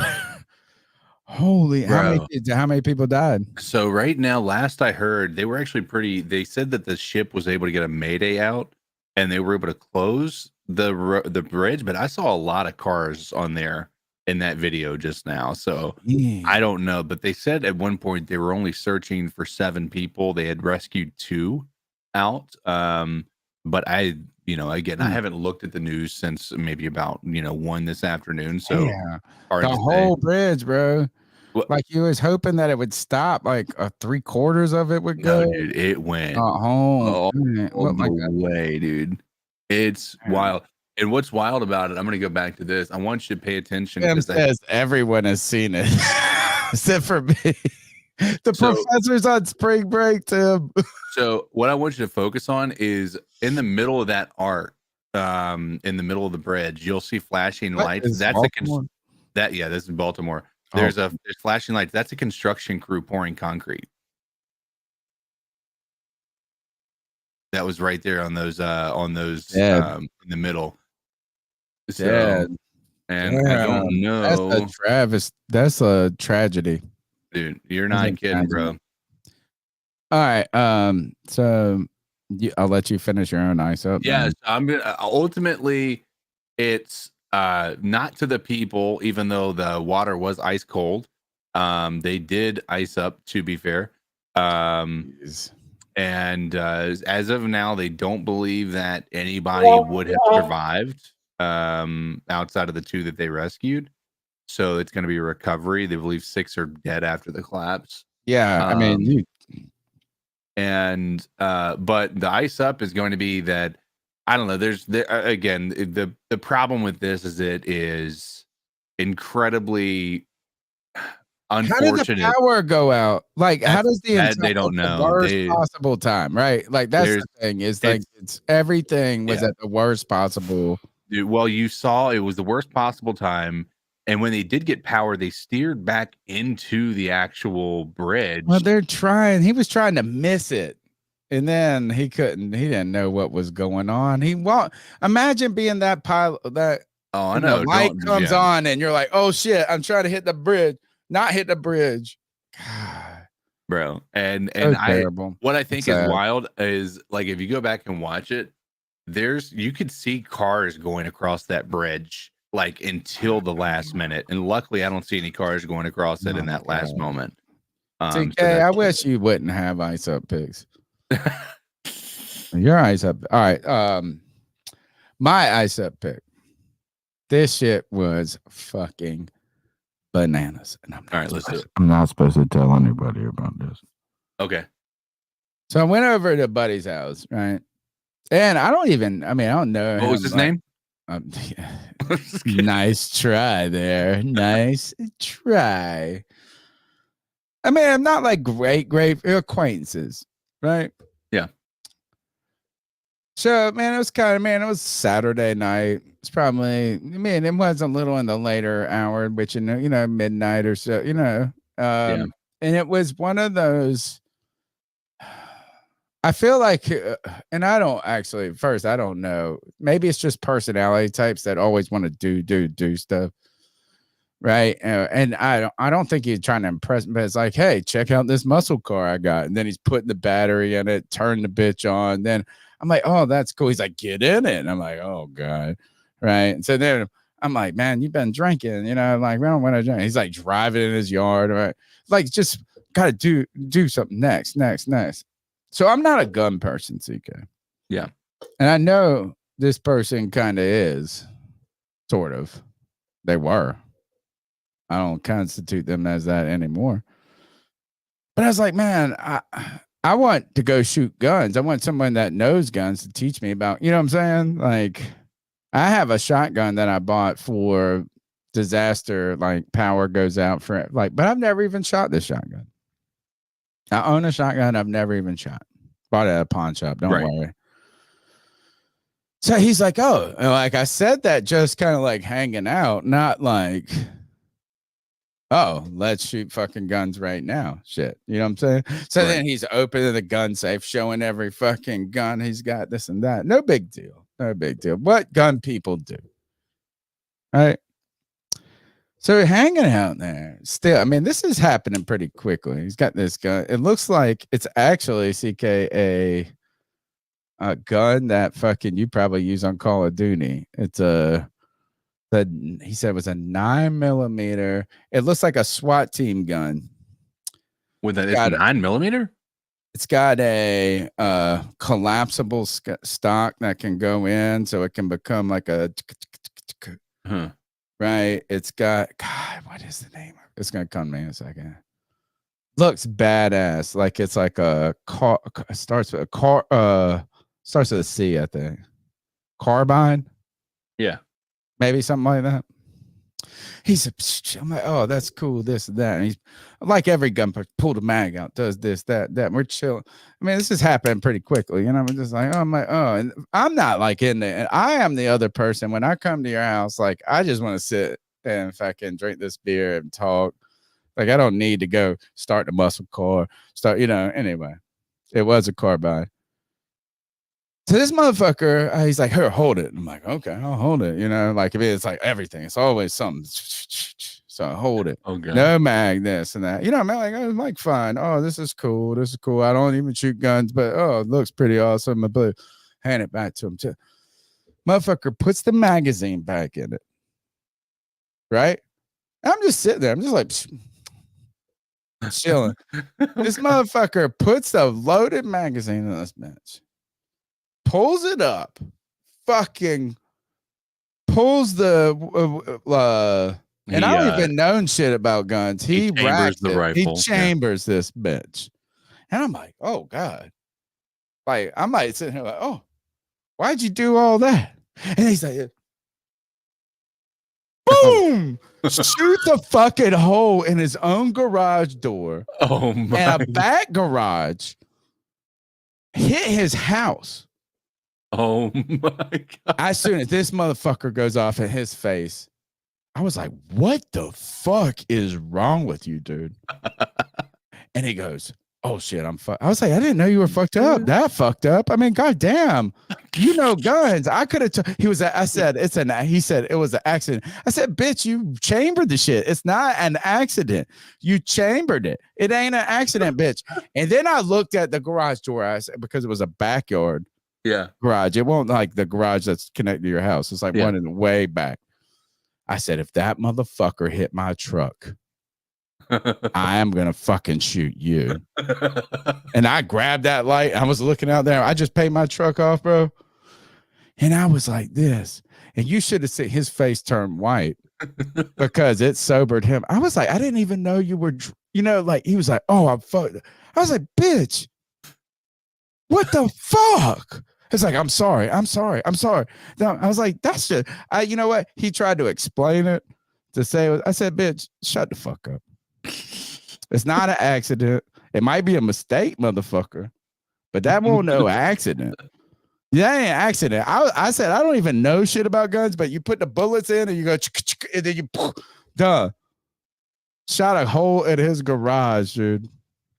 You said it hit his house. Did it do anything to the house? Not really, man. The house was it was where I think it did. We were out there looking with the flashlight, and all of a sudden this motherfucker's sobering up real quick, worried about if he shot his family. Oh man. So I would say this is my ice up to this is, I know people say don't drink and shoot guns. I agree. Totally agree. My ice up is to not say it was an accident when you were just dumb as fuck. Yeah. I was just like, when I said this, and I was like this, I was holding my beer. Shit went off. I was like, what the and I said this. I said, and he was like, he said it was an accident. I said, bitch, I don't know shit about guns, but I know when you pull that little motherfucker back and you aim it and you pull the trigger, the shit's gonna go off. Anyway, he didn't misfire. That motherfucker, you don't chamber that bitch. No.